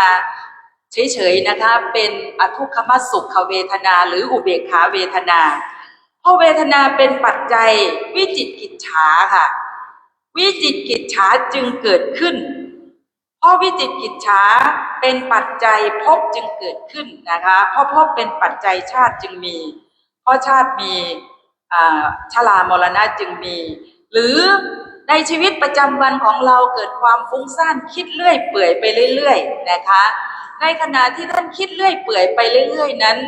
สภาวะของอุทธัจจะเกิดขึ้นอุทธัจจะตัวนี้เป็นตัวโมหะสักครู่ที่ท่านได้สวดโมโหหรือโมหะอวิชชาคือโมหะตัวอุทธัจจะเกิดขึ้นก็จะมีกระบวนธรรมค่ะความฟุ้งซ่านเกิดขึ้นกระบวนธรรมก็เริ่มต้นตั้งแต่อวิชชาเป็นปัจจัยสังขารก็ปรุงแต่งเกิดขึ้นนะคะคือตัวเจตนาแล้วตัววิญญาณก็ขบวนการเหมือนเดิมค่ะจนกระทั่งถึงเวทนาค่ะเวทนาที่ในขณะที่เราคิดฟุ้งซ่านเรื่อยเปื่อยไปเรื่อยๆจะเป็นอทุกขมสุขเวทนาหรืออุเบกขาเวทนาแล้วก็ส่งผลให้อุทธัจจะเกิดขึ้นนะคะอุทธัจจะความฟุ้งซ่านแล้วอุทธัจจะตัวนี้ก็จะเป็นปัจจัยให้อธิโมกข์เกิดขึ้นในการตัดสินอารมณ์ในขณะที่ฟุ้งซ่านก็มีการตัดสินอารมณ์นะคะอธิโมกข์ก็จะเป็นปัจจัยให้เกิดภพการเรานึกถึงสังขารมันเกิดก็คือจะเป็นปุญญาภิสังขารปรุงแต่งในทางที่ดีแต่ในทางอภิธรรมนะคะทางอภิธรรมนี้ก็จะเริ่มต้นอยู่ที่กุศลมูลจะไม่บอกว่าอวิชชาเป็นปัจจัยให้ทำคุณงามความดีแต่จะพูดว่าเพราะกุศลมูลเป็นปัจจัยสังขารจึงมีก็คือเจตนาที่อยู่ในมหากุศลจิตเช่นเรามาสาธยายพระไตรปิฎกวันนี้นะคะเจตนาที่อยู่ในมหากุศลจิตดวงที่1ค่ะโสมนัสสะสหคตังญาณสัมปยุตตังอสังขาริกังเจตนาตัวสังขาโรตัวนี้เกิดอยู่ในมหากุศลจิตนะคะก็จะมีกระบวนการเพราะกุศลมูลเป็นปัจจัยสังขารจึงมีเพราะสังขารเป็นปัจจัยวิญญาณจึงมีเพราะวิญญาณเป็นปัจจัยนามจึงมี เพราะนามเป็นปัจจัยอายตนะที่หกมนายตนะจึงมีผัสสะเกิดต่อนะคะกระบวนการก็มาถึงเวทนาช่วงเวทนานะคะเวทนาตัวนี้จะเป็นโสมนัสเวทนาเพราะว่าเรามาสวดสาธยายพระไตรปิฎกหรือเรามารักษาศีลเจริญภาวนาในพระอุโบสถวัดมหาธาตุสวดมนต์สวดพรกันเป็นประจำนะคะเวทนาของท่านนี้จะเป็นโสมนัสเวทนาหรือสุขเวทนา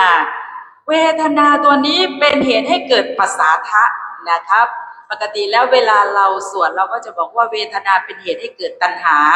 แต่ในขณะที่มหากุศลจิตดวงที่หนึ่งดวงที่สองดวงที่สามดวงที่สี่จนกระทั่งถึงดวงที่แปดเกิดขึ้นตัณหาไม่เกิดนะคะเวทนาจะเป็นปัจจัยให้เกิดปัสสาทะตรงนี้ค่ะท่านใดที่สนใจไปอ่านพระไตรปิฎกเล่มที่35นะคะพระอภิธรรมปิฎกเล่มที่35จะอธิบายกระบวนการของปัจจัยาการที่ในจิตแต่ละดวงละดวงไว้อย่างน่าสนใจนะคะเวทนาเป็นปัจจัยให้เกิดปัสสาทะก็คือความเลื่อมใสปัสสาทะเป็นปัจจัยให้เกิดอธิโมกข์นะคะและอธิโมกข์เป็นปัจจัยให้เกิดภพภพเป็นปัจจัยให้เกิดชาติชาติเป็นปัจจัยให้เกิดชรามรณะอันนี้ในกรณีที่ท่านรักษาศีลเจริญภาวนาหรือทำคุณงามความดีเอื้อเฟื้อเผื่อแผ่ตรงนี้มหากุศลจิตเกิดขึ้นและเจตนาที่ในมหากุศลจิตแต่ละดวงละดวงนั่นแหละค่ะดังนั้นจึงใช้คำว่าสังขาโรนะคะเพราะมุ่งหมายถึงเจตนาดวงเดียวในจิตแต่ละขณะนะคะหรือบุคคลที่ได้บรรลุปฐมฌานมีปฐวีกสิณเป็นอารมณ์ในขณะนั้นก็จะมีรูปาวจรกุศลปฐมฌานเกิดขึ้นกระบวนการของปฏิจจสมุปบาทก็เกิดขึ้นเริ่มต้นที่กุศลมูลกุศลมูลเป็นปัจจัยให้เกิดสังขารนะคะสังขารในที่นี้ก็คือเจตนาที่อยู่ในรูปาวจรปฐมฌานกุศลจิตนะคะมุ่งตรงไปตรงนั้นก็จะมีกุศลมูลเป็นปัจจัยให้เกิดสังขารสังขารเป็นปัจจัยให้เกิดวิญญาณวิญญาณเป็นปัจจัยให้เกิดนามนามเป็นปัจจัยให้เกิดอายตนะที่หกนามคำว่านามนี้ก็ได้อธิบายไปแล้วว่าได้แก่เวทนาสัญญาสังขารหรือที่ท่านสวดเวทนาขันโทสัญญาขันโทสังขารขันโทนะคะกระบวนการก็จะมาถึงตรงเวทนาเป็นปัจจัยปัสสาทะจึงมีอันนี้เวทนาเป็นปัจจัยไม่ใช่ตัณหาเกิดขึ้นนะเพราะว่าเจตนาตรงนี้อยู่ในปฐมฌานกุศลปฐมฌานนะคะฌานที่หนึ่งเพราะปัสสาทะเป็นปัจจัยจึงเกิดอธิโมกข์นะคะเพราะอธิโมกข์เป็นปัจจัยภพจึงมีเพราะภพมีชาติจึงมีเพราะชาติมีชรามรณะจึงมีนอกจากนั้นในอรูปาวจรกุศลฌานจิตเริ่มตั้งแต่อากาสานัญจายตนะวิญญาณัญจายตนะอากิจจัญญายตนะและเนวสัญญานาสัญญายตนะทุกขณะจิตมีกระบวนการปัจจัยาการเกิดขึ้นเริ่มต้นที่กุศลมูลเป็นปัจจัยค่ะสังขารจึงมีเพราะสังขารเป็นปัจจัยวิญญาณจึงมีจนกระทั่งถึงเวทนาค่ะเพราะเวทนาเป็นปัจจัยปัสสาทะจึงมีตรงนี้ใช้ปัสสาทะเพราะปัสสาทะเป็นปัจจัยอธิโมกข์จึงมีอธิโมกข์ก็คือการตัดสินอารมณ์นะคะเพราะอธิโมกข์เป็นปัจจัยภพจึงมีเพราะภพเป็นปัจจัยชาติจึงมีเพราะชาติเป็นปัจจัยชรามรณะจึงมีแม้แต่โลกุตระกุศลนะคะบุคคลที่ได้บรรลุโลกุตระกุศลจิตในขณะจิตที่เป็นในขณะที่โสดาปฏิมัคคจิต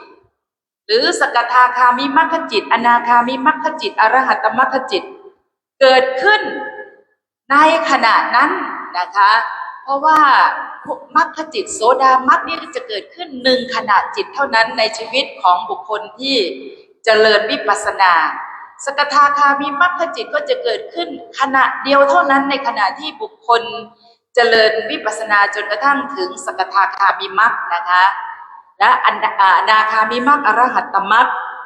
ตรงนี้จะมีกระบวนธรรมของปฏิจจสมุปบาทเกิดขึ้นเริ่มตั้งแต่กุศลมูลนะคะเพราะกุศลมูลเป็นปัจจัยสังขารจึงมีสังขารในที่นี้ก็คือเจตนาเจตสิกที่อยู่ในโสดาปฏิมัคคจิตนี้ขณะจิตนะคะและสังขารในที่นี้ได้แก่เจตนาที่อยู่ในสกทาคามิมัคคจิตสังขารในที่นี้ได้แก่เจตนาที่อยู่ในอนาคามิมัคคจิตอรหัตตมัคคจิตนะคะก็มีกระบวนธรรมเกิดขึ้นตั้งแต่เพราะกุศลมูลเป็นปัจจัยสังขารจึงมีเพราะสังขารเป็นปัจจัยวิญญาณจึงมีเพราะวิญญาณเป็นปัจจัยนามจึงมี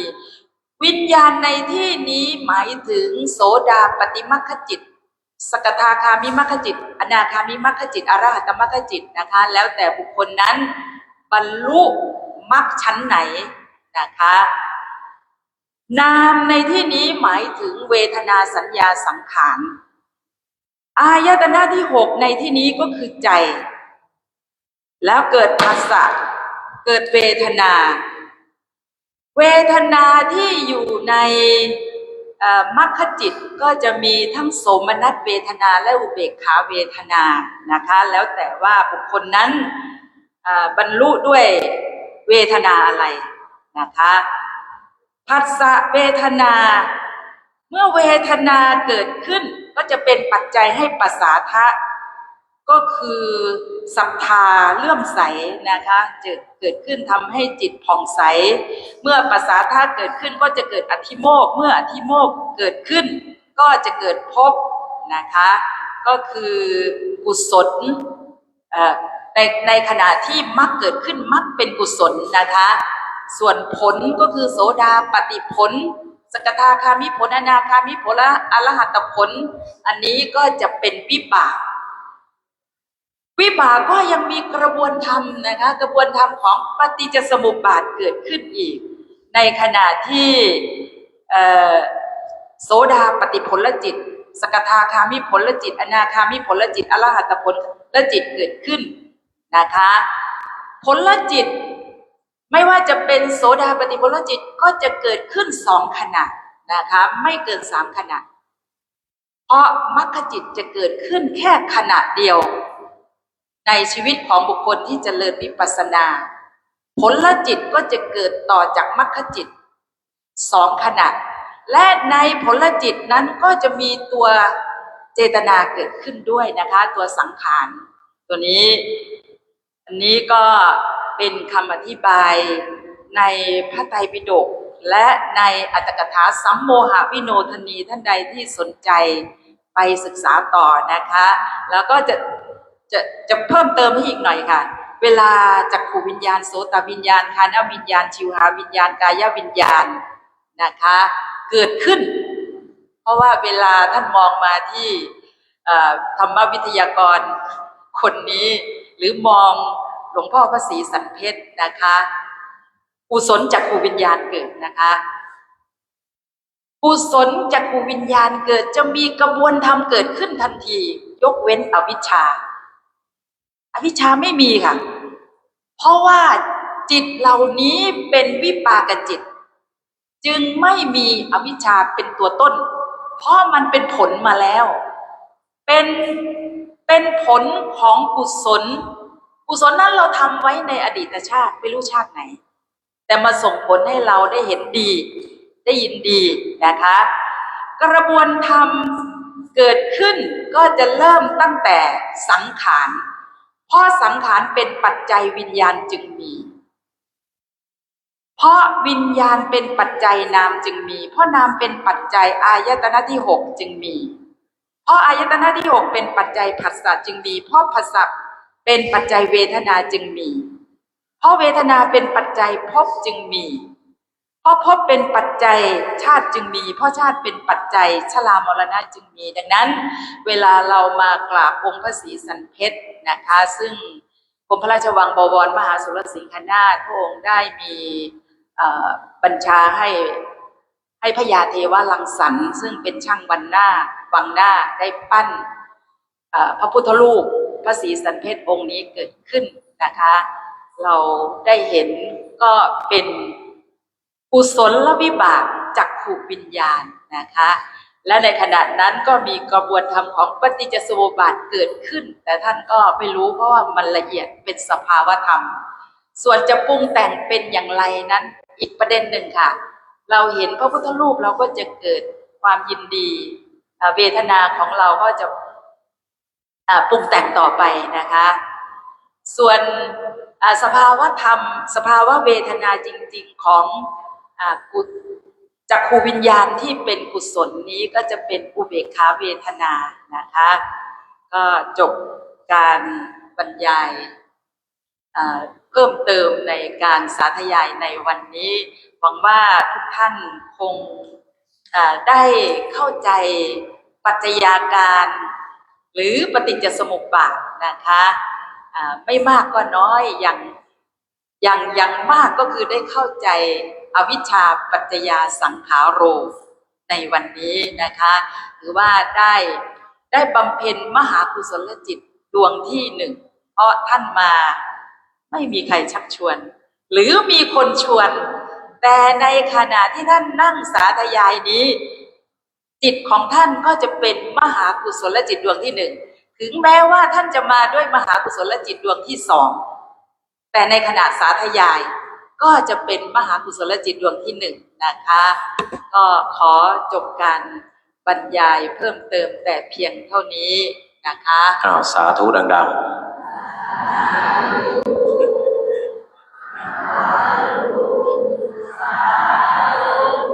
ในที่สาธุดังๆไม่ได้ไล่นะ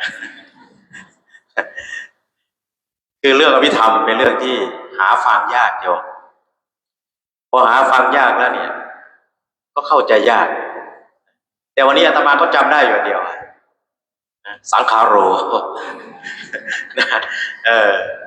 ฉะนั้นโยมนะแนะนำถ้ามีเวลาว่างๆอย่านั่งไถโทรศัพท์เล่นๆไปเรียนอภิธรรมนะที่ตึกเราเนี่ยไปสมัครเลยพรุ่งนี้แล้วพรุ่งนี้เขาปิดวันพระโอ้นะเราจะได้รู้อะไรเยอะแยะโยมเอาเวลาว่างๆเรามาเรียนอภิธรรมดีกว่า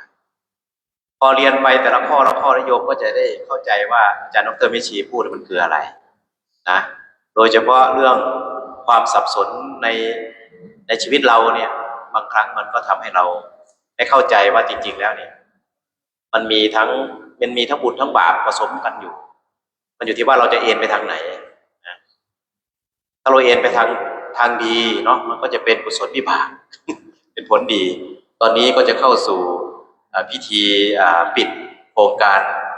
มหาธาตุมหาธรรมก็อนุโมทนาบุญขอบคุณอาจารย์ดร.เมชีกฤษณาแล้วก็ที่สำคัญที่สุดก็ขอบคุณครูบาอาจารย์ทุกรูปที่มาร่วมสาธยายกันในวันนี้นะครับอาตมาก็เจริญพรขอบคุณญาติโยมทุกคน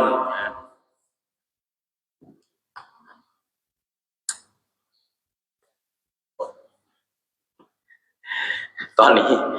พระเดชพระคุณท่านเจ้าคุณอาจารย์พระพรหมวัชรวิมลมุนีท่านก็ได้เดินทางมาไกลมากเลยนะนี่ก็เลยใช้มหาธาตุมหาธรรมคือมหาธาตุเนี่ยหมายถึงสำนักส่วนมหาธรรมเนี่ยก็คือเจตนาของรัชกาลรัชกาลที่5ที่อยากให้วัดมหาธาตุเนี่ยเป็นศูนย์การศึกษาของคณะสงฆ์เพื่อประกาศธรรมของพระพุทธเจ้าก็เลยผนวกเข้าเป็นมหาธาตุมหาธรรมโยมมีอะไรจะลายคัมภีร์ผมไม่ได้นะต้องระวังนะของโบราณ300 กว่าปีแล้วนะท่านปองแตกใช่ไหมใบลานไม่เป็นไรนะ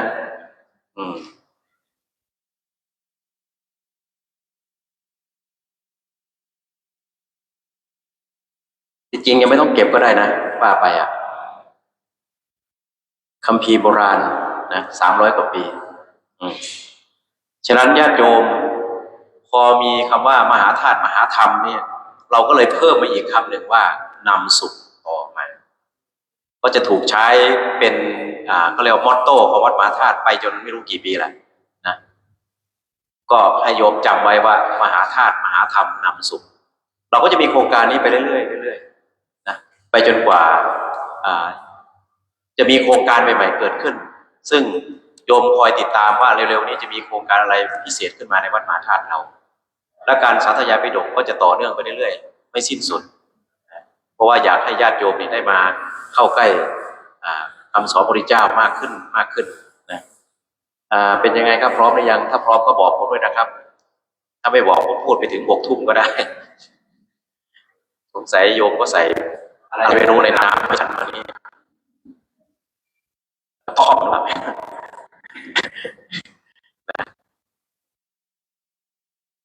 วันนี้ก็ไปที่วัดโสธรที่8 ริ้วมาแล้วก็มาที่วัดอะไรคลองรุ่งเรืองอะไรสักอย่างแล้วมาชอบไปเที่ยววัดอยู่ไปแล้วก็จะไปดูวัดเขาก็จะได้เห็นความตั้งใจของเจ้าวาดแต่ละวัดว่าท่านอยากจะพัฒนาวัดอย่างไรแต่ก็ไม่ผอมสักรูปขออะไรมีแต่กาแฟเย็นเนี่ยทีหลังยกกาแฟไม่เย็นก็ได้ร้อนๆนั่นก็ได้นะโยมนะกาแฟเย็นน่ะมันน้ำตาลเยอะกราบพระรัตนาพระเดชพระคุณครับผม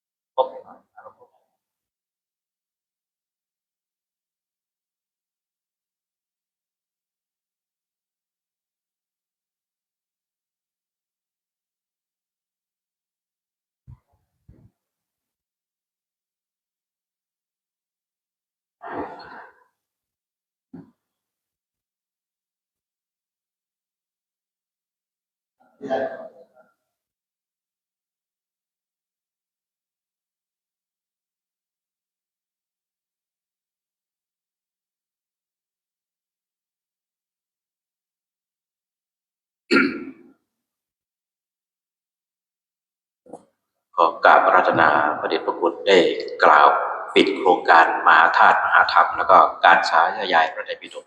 ประจำปี 2568 ครับผมขอถวายความเคารพขอโอกาสพระเถรานุเถระเจ้าคณะพระสังฆาธิการผู้เป็นนักปราชญ์ผู้มีจิตเป็นมหากุศลในการเผยแผ่พุทธธรรมคำสั่งสอนของพุทธเจ้าทุกรูปมีท่านเจ้าคุณพระเมธีวรยานคณบดีคณะพุทธศาสตร์รองเจ้าคณะภาค10เป็นต้นพร้อมกันนี้ก็ขออนุโมทนาสาธุการต่อญาติโยมผู้เข้าร่วมในกิจกรรมท้ายปีเก่าต้อนรับปีใหม่ของคณะสงฆ์วัดมหาธาตุซึ่งเริ่มมาตั้งแต่วันที่ 24 ธันวาคมของปีที่แล้วจนมาถึงวันนี้ผมอาตมาภาพในนามของหลวงพ่อเจ้าวาดเป็นพระคุณหลวงพ่อพระพรหมวชิราธิบดีก็ต้องขอแสดงความยินดีกราบขอบพระคุณพระเถรานุเถระที่ได้เป็นกัลยาณมิตรในทุกๆโครงการในการจัดโครงการเข้าดาวของวัดมหาธาตุในปีนี้ซึ่งแต่ละรูปนั้นก็ได้สนองงานของสำนักด้วยความ ตั้งใจดีเป็นอย่างยิ่ง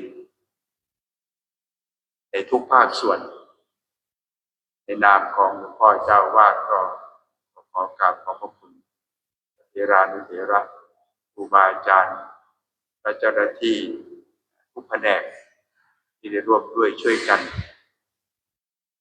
ให้วัดของเรานั้นได้มีกิจกรรมที่ดีงามเป็นประโยชน์ส่วนมีผลในการเผยแผ่พระพุทธศาสนาเชิญชวนญาติโยมให้มาปฏิบัติธรรมเพื่อความเป็นสิริมงคลในปี 2519ตอนนี้ก็ต้องขออนุโมทนาญาติโยมทุกท่านที่ได้มาร่วมในกิจกรรมส่งท้ายปีเก่าต้อนรับปีใหม่หรือเข้าดาวน์ทุกรายการตั้งแต่ต้นจนถึงบัดนี้มากันเป็นจำนวนมาก ในวันที่มีการทำบุญตักบาตรเช้าวันที่1ที่ผ่านมาเดชพระคุณหลวงพ่อเจ้าวาดได้เห็นญาติโยมมาตักบาตรเป็นจำนวนมากพ่อก็ปราบปลื้มปิติยินดีเป็นอย่างยิ่งท่านได้สีหน้าตาและการที่หลวงพ่อได้เจริญพรกับญาติโยมพ่อมีความปราบปลื้มปิติยินดีมีความสุขที่ได้ญาติโยมมาทำบุญตักบาตรญาติโยมมาเข้าวัดกันเป็นจำนวนมากก็เรื่องของการจัดโครงการส่งท้ายปีเก่าต้อนรับปีใหม่มหาเถรสมาคมก็มีนโยบายให้วัดทุกวัดได้กิจกรรมจัดกิจกรรมสวดมนต์ข้ามปีทั่วประเทศแล้วก็ทั่วโลกนะก็ดังที่เราท่านทั้งหลายก็ได้รู้ได้เห็นตามสื่อว่าวัดต่างๆได้มีการทำกิจกรรมให้ญาติโยมมาทำวัดสวดมนต์เพื่อความเป็นสิริมงคลท้ายปีเก่าต้อนรับปีใหม่กันเป็นจำนวนมากที่เราทราบกันวัดป่าธาตุของเราก็ทำกันอย่างนี้มานาน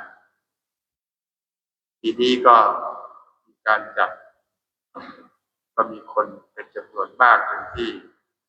เราท่านทั้งหลายได้ทราบกันแล้วเราก็จัดมาตั้งแต่วันที่24โครงการที่เราทำมาตลอดญาติโยมมาเข้าร่วมกิจกรรมโครงการสาธยายพระไตรปิฎกคณาจารย์พระเถระผู้มีความรู้ก็มาเป็นผู้นำญาติโยมก็มาร่วมสวดมาฟังธรรมะอย่างที่เราทราบกันนะที่สำคัญโครงการของวัดเราเนี่ยก็ถ้าเราดูตามสื่อก็จะได้รู้ว่าใครมาบ้างไม่มาบ้างเพราะว่ามีการถ่ายทอดสดไปทั่วโลกนะคุณโยมโครงการสาธยายพระไตรปิฎกของเราเนี่ยท่านเจ้าคุณเมธีวรยานเทศก็ถ่ายทอดไปทั่วโลกวันนี้ได้ชีดร.ปริศนาท่านได้บรรยายที่ทำก็มีการถ่ายทอดไปทั่วโลกไม่ใช่ธรรมดานะก็เป็นที่น่ายินดีปราบปลื้มปิติยินดีที่ได้พบได้เห็นกิจกรรมของวัดเราครูบาอาจารย์ได้ช่วยกันวัดมหาธาตุของเราก็เป็นวัดที่มีบรรยากาศแบบนี้มานานแล้ว ในเรื่องของการปริยัติธรรมการปฏิบัติเนี่ยมีมานานแล้วนะคือเป็นสถานที่ที่มีคนมาฟังธรรมมากวัดหนึ่งในประเทศไทยในพระอุโบสถก็มีเป็นประจำเมื่อก่อนนี้ก็มีที่ตำหนักสมเด็จอาคารมหาวิทยาลัยมหาจุฬาลงกรณราชวิทยาลัย3 ชั้นแล้วก็มีที่ตึกมหาธาตุวิทยาลัยแล้วก็มีที่ธรรมวิจัยในช่วงที่จะมาเป็นเด็กเล็กมาอยู่วัดมหาธาตุตามลานอโศกออกไปทางโรงพิมพ์ก็ล้วนแล้วแต่เป็นสถานที่มีการฟังธรรมแค่นั้นคนอยากจะมาฟังธรรมก็มาวัดมหาธาตุเป็นตลาดธรรมะที่มีมานานเมื่อครูบาอาจารย์ทั้งหลายท่านได้ถึงแก่มรณภาพได้เห็นครูบาอาจารย์ได้มาทำหน้าที่เผยแผ่ธรรมะพระไตรปิฎกการปฏิบัติวิปัสสนากรรมฐานการเทศนานี่ก็ทุกท่านเห็นแล้วก็ต้องปราบปลื้มยินดีเป็นอย่างยิ่งเมื่อก่อนคนมาก็ถึงเห็นสมัยนี้ถึงคนไม่มาแต่คนก็เห็นเพราะว่ามีการถ่ายทอดสดไปทั่วโลกก็เป็นความสมัยใหม่เพราะฉะนั้นมันก็มีเหตุปัจจัยทำให้ครูบาอาจารย์มีแรงจูงใจเหมือนกันว่าที่เทศอยู่ก็ดีที่สาธยายพระไตรปิฎกก็ดีทำบุญสุนทรทานต่างๆตักบาตรเนี่ยที่คนเห็นทั่วโลกเลยอันนี้เนี่ยก็เรียกว่าเป็นกำลังใจของผู้เข้าร่วมกิจกรรมทุกฝ่ายก็เป็นที่ได้ยินดีปีหน้าก็เข้าใจว่าครูบาอาจารย์ทั้งหลายเจ้าคณะพระสังฆาธิการก็คงจะได้ไปจัดในทำนองนี้อีกนะ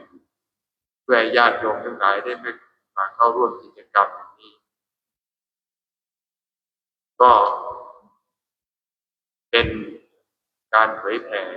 เป็นงานเผยแผ่ที่สำคัญญาติโยมทั้งหลายก็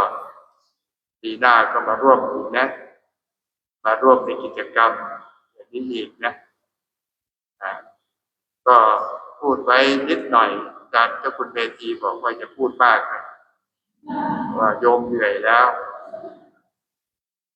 ก็ปีนี้ก็มหาธาตุวิทยาลัยก็จะมีโครงการท่องจำพระไตรปิฎกฉลอง236 ปีแห่งการสังคายนาพระไตรปิฎกฉบับแรกในสมัยพระบาทสมเด็จพระพุทธยอดฟ้าจุฬาโลกที่วัดพระศรีสันเพชรคือวัดมหาธาตุของเราพูดง่ายๆว่าฉลองก็เลยต้องมีกิจกรรมอันหนึ่งที่เรียกว่าท่องจำพระไตรปิฎกเป็นมุขปาฐะ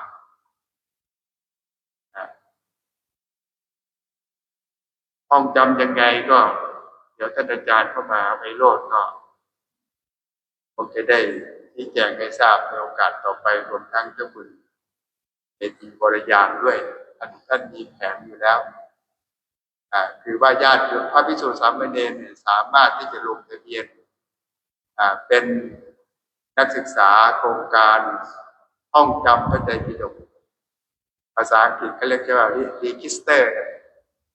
ลงทะเบียนและการลงทะเบียนเนี่ยไม่สิ้นสภาพเป็นนักศึกษาพูดง่ายๆว่าเป็นนักศึกษาจนมรณภาพไม่มีวันหมดอายุแต่ว่าขึ้นทะเบียนไว้ว่าเป็นนิสิตมหาธาตุวิทยาลัยโครงการ ท่องจำพระไตรปิฎกฉลอง236 ปีแห่งการสังคายนาครั้งแรกในกรุงรัตนโกสินทร์รัชกาลที่ 1ทำโครงการนี้พระภิกษุสามเณรลงทะเบียนได้หมดทั่วประเทศทั่วโลกนะ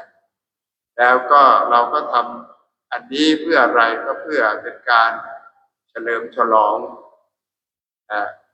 ในมหามงคลที่พระบาทสมเด็จพระเจ้าอยู่หัวทรงครองศรีราชสมบัติ10 ปีของรัชกาลที่ 10ในปีนี้ เพราะฉะนั้นญาติโยมทั้งหลายโครงการนี้จะทำให้กิจกรรม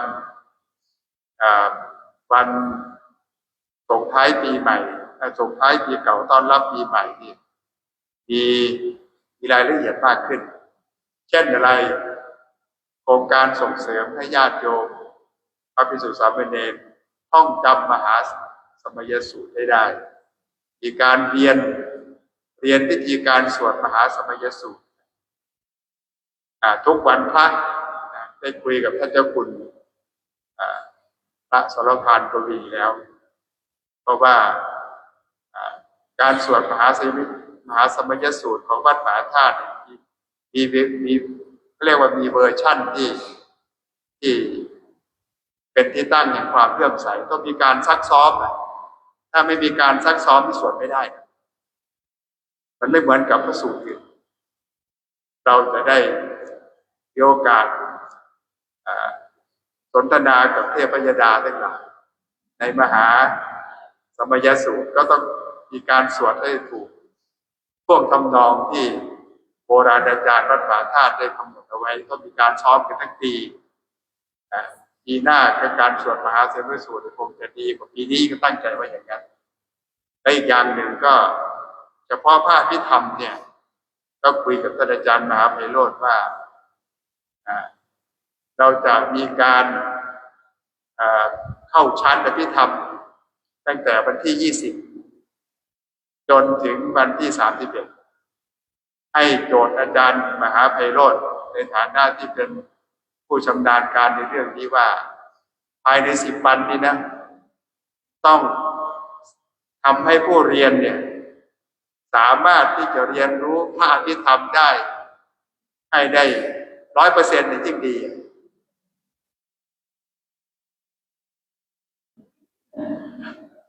แล้วก็ผู้ที่จบ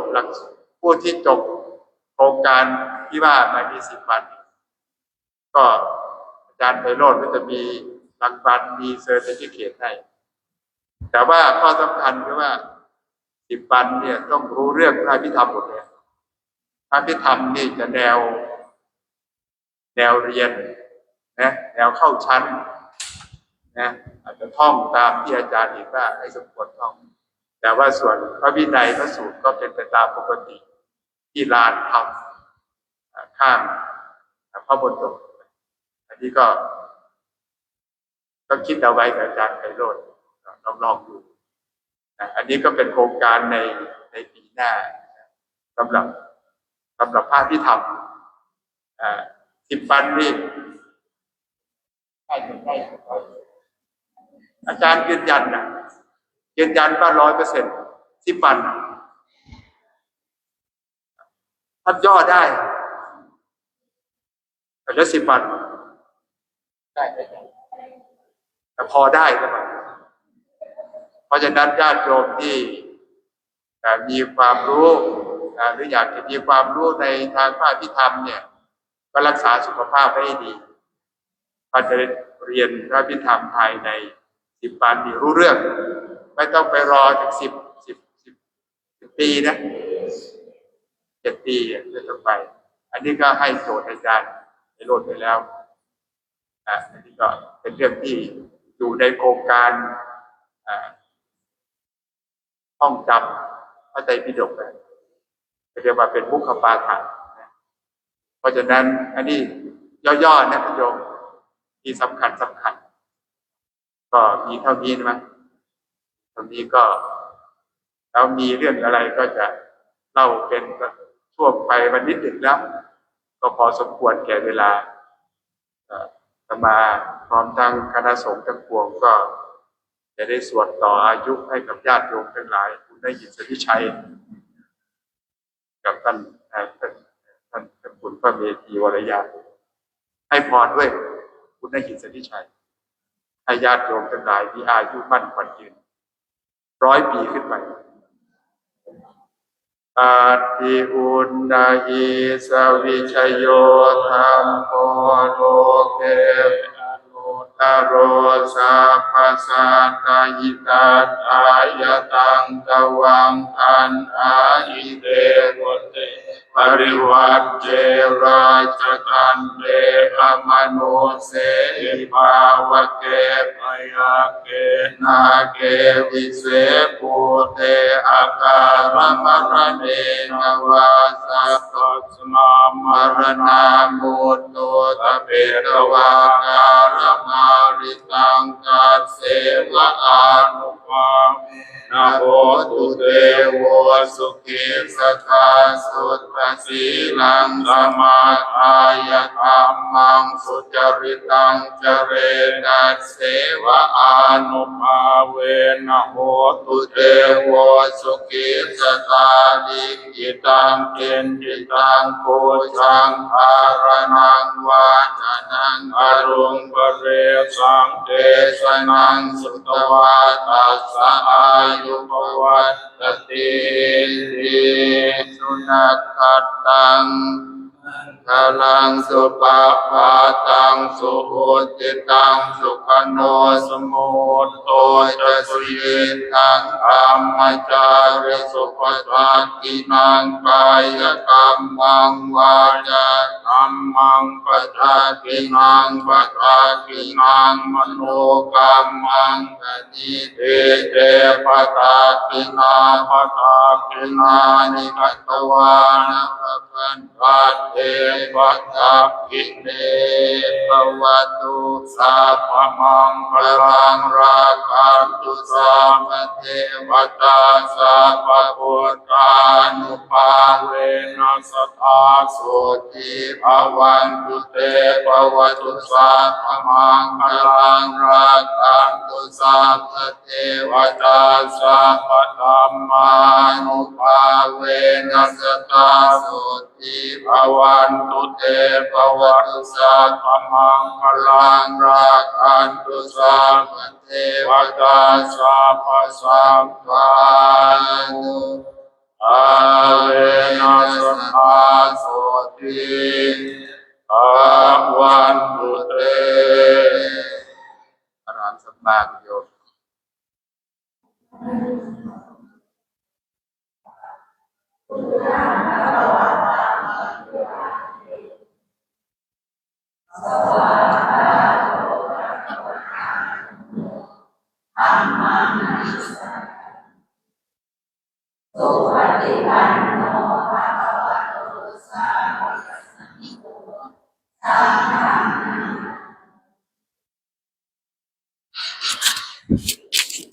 โครงการ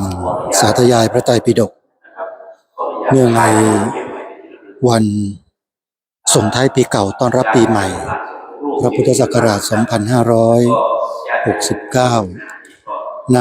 พระอุโบสถวัดมหาธาตุยุวราชรังสฤษฎ์เขตพระนครกรุงเทพมหานครก็สำเร็จเสร็จสิ้นลงไปด้วยดีทุกประการขออนุโมทนาบุญกับทุกฝ่ายทุกท่านทุกคนที่เกี่ยวข้องและโดยเฉพาะญาติโยมสาธุชนที่เข้ามาติดตามรับชมการถ่ายทอดสดก็ขออนุโมทนาบุญกับทุกท่านขอให้ทุกท่านจงประสบแต่ความสุขความเจริญมีความร่มเย็นเป็นสุขมั่งมีสีสุขร่ำรวยกันทุกคนขอให้พ้นจากภัยทั้งปวงให้ลุล่วงสำเร็จในสิ่งที่ปรารถนาจงทุกประการขออนุโมทนาบุญเป็นอย่างยิ่งและถ้าหากท่านใดสาธุชนท่านใดมีความสนใจในการศึกษาเล่าเรียนพระอภิธรรมก็ดีศึกษาเรียนรู้วิปัสสนากรรมฐานตามแนวมหาสติปัฏฐานสูตรซึ่งวัดมหาธาตุยุวราชรังสฤษฎ์นั้นเป็นต้นแบบของการให้ความรู้ในเรื่องของวิปัสสนากรรมฐานตามแนวมหาสติปัฏฐานสูตรก็สามารถที่จะเดินทางมา ศึกษาเรียนรู้โดยพร้อมเพรียงกันได้ณวัดมหาธาตุยุวราชรังสฤษฎ์แห่งนี้นะฮะ นายกไปเลยโยมเลยพยายามแสดงพลังว่าเราท่านทั้งหลายมาสัญญาร่วมกันนี้ภาพที่เป็นภาพที่เราณขณะนี้ทางคณะญาติโยมบาศกบาสิกาก็กำลังถ่ายภาพร่วมกันกับครูบาอาจารย์ของสำนักวัดมหาธาตุยุวราชรังสฤษฎ์เดี๋ยวอาตมาก็จะเข้าไปร่วมถ่ายรูปถ่ายภาพกับครูบาอาจารย์ท่านด้วยนะ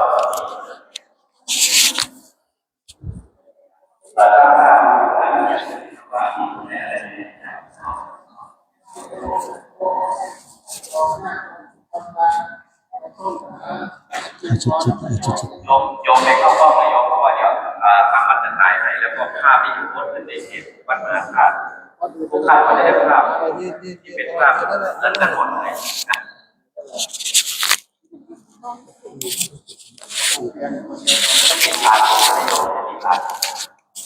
เราพอมาเราคิดมาปีแล้วโยมในร่วมกันอันนี้กับไปยกเอาไว้เอาลงน้อยไปดูมันคือนี่ลูกหลานสิบหน้าโน้ตแม่ผมไว้นะครับ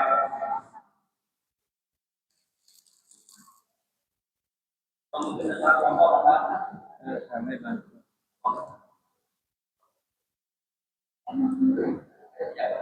ให้สัญญาณดังๆหน่อยนะกล้องเชื่อตากล้องแล้วรูปมุมกล้อง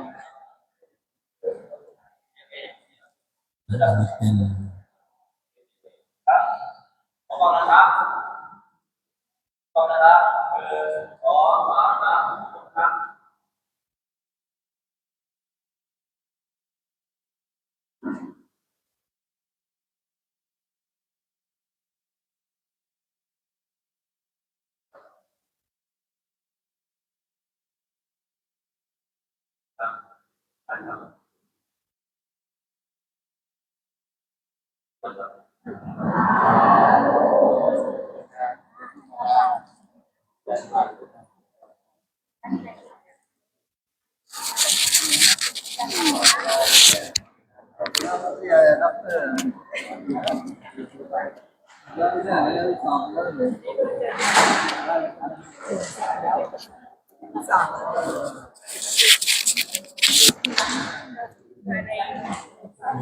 ได้จัดได้ดีเลยนะได้จัดได้ดีเลยก็ถึงมาดูด้วย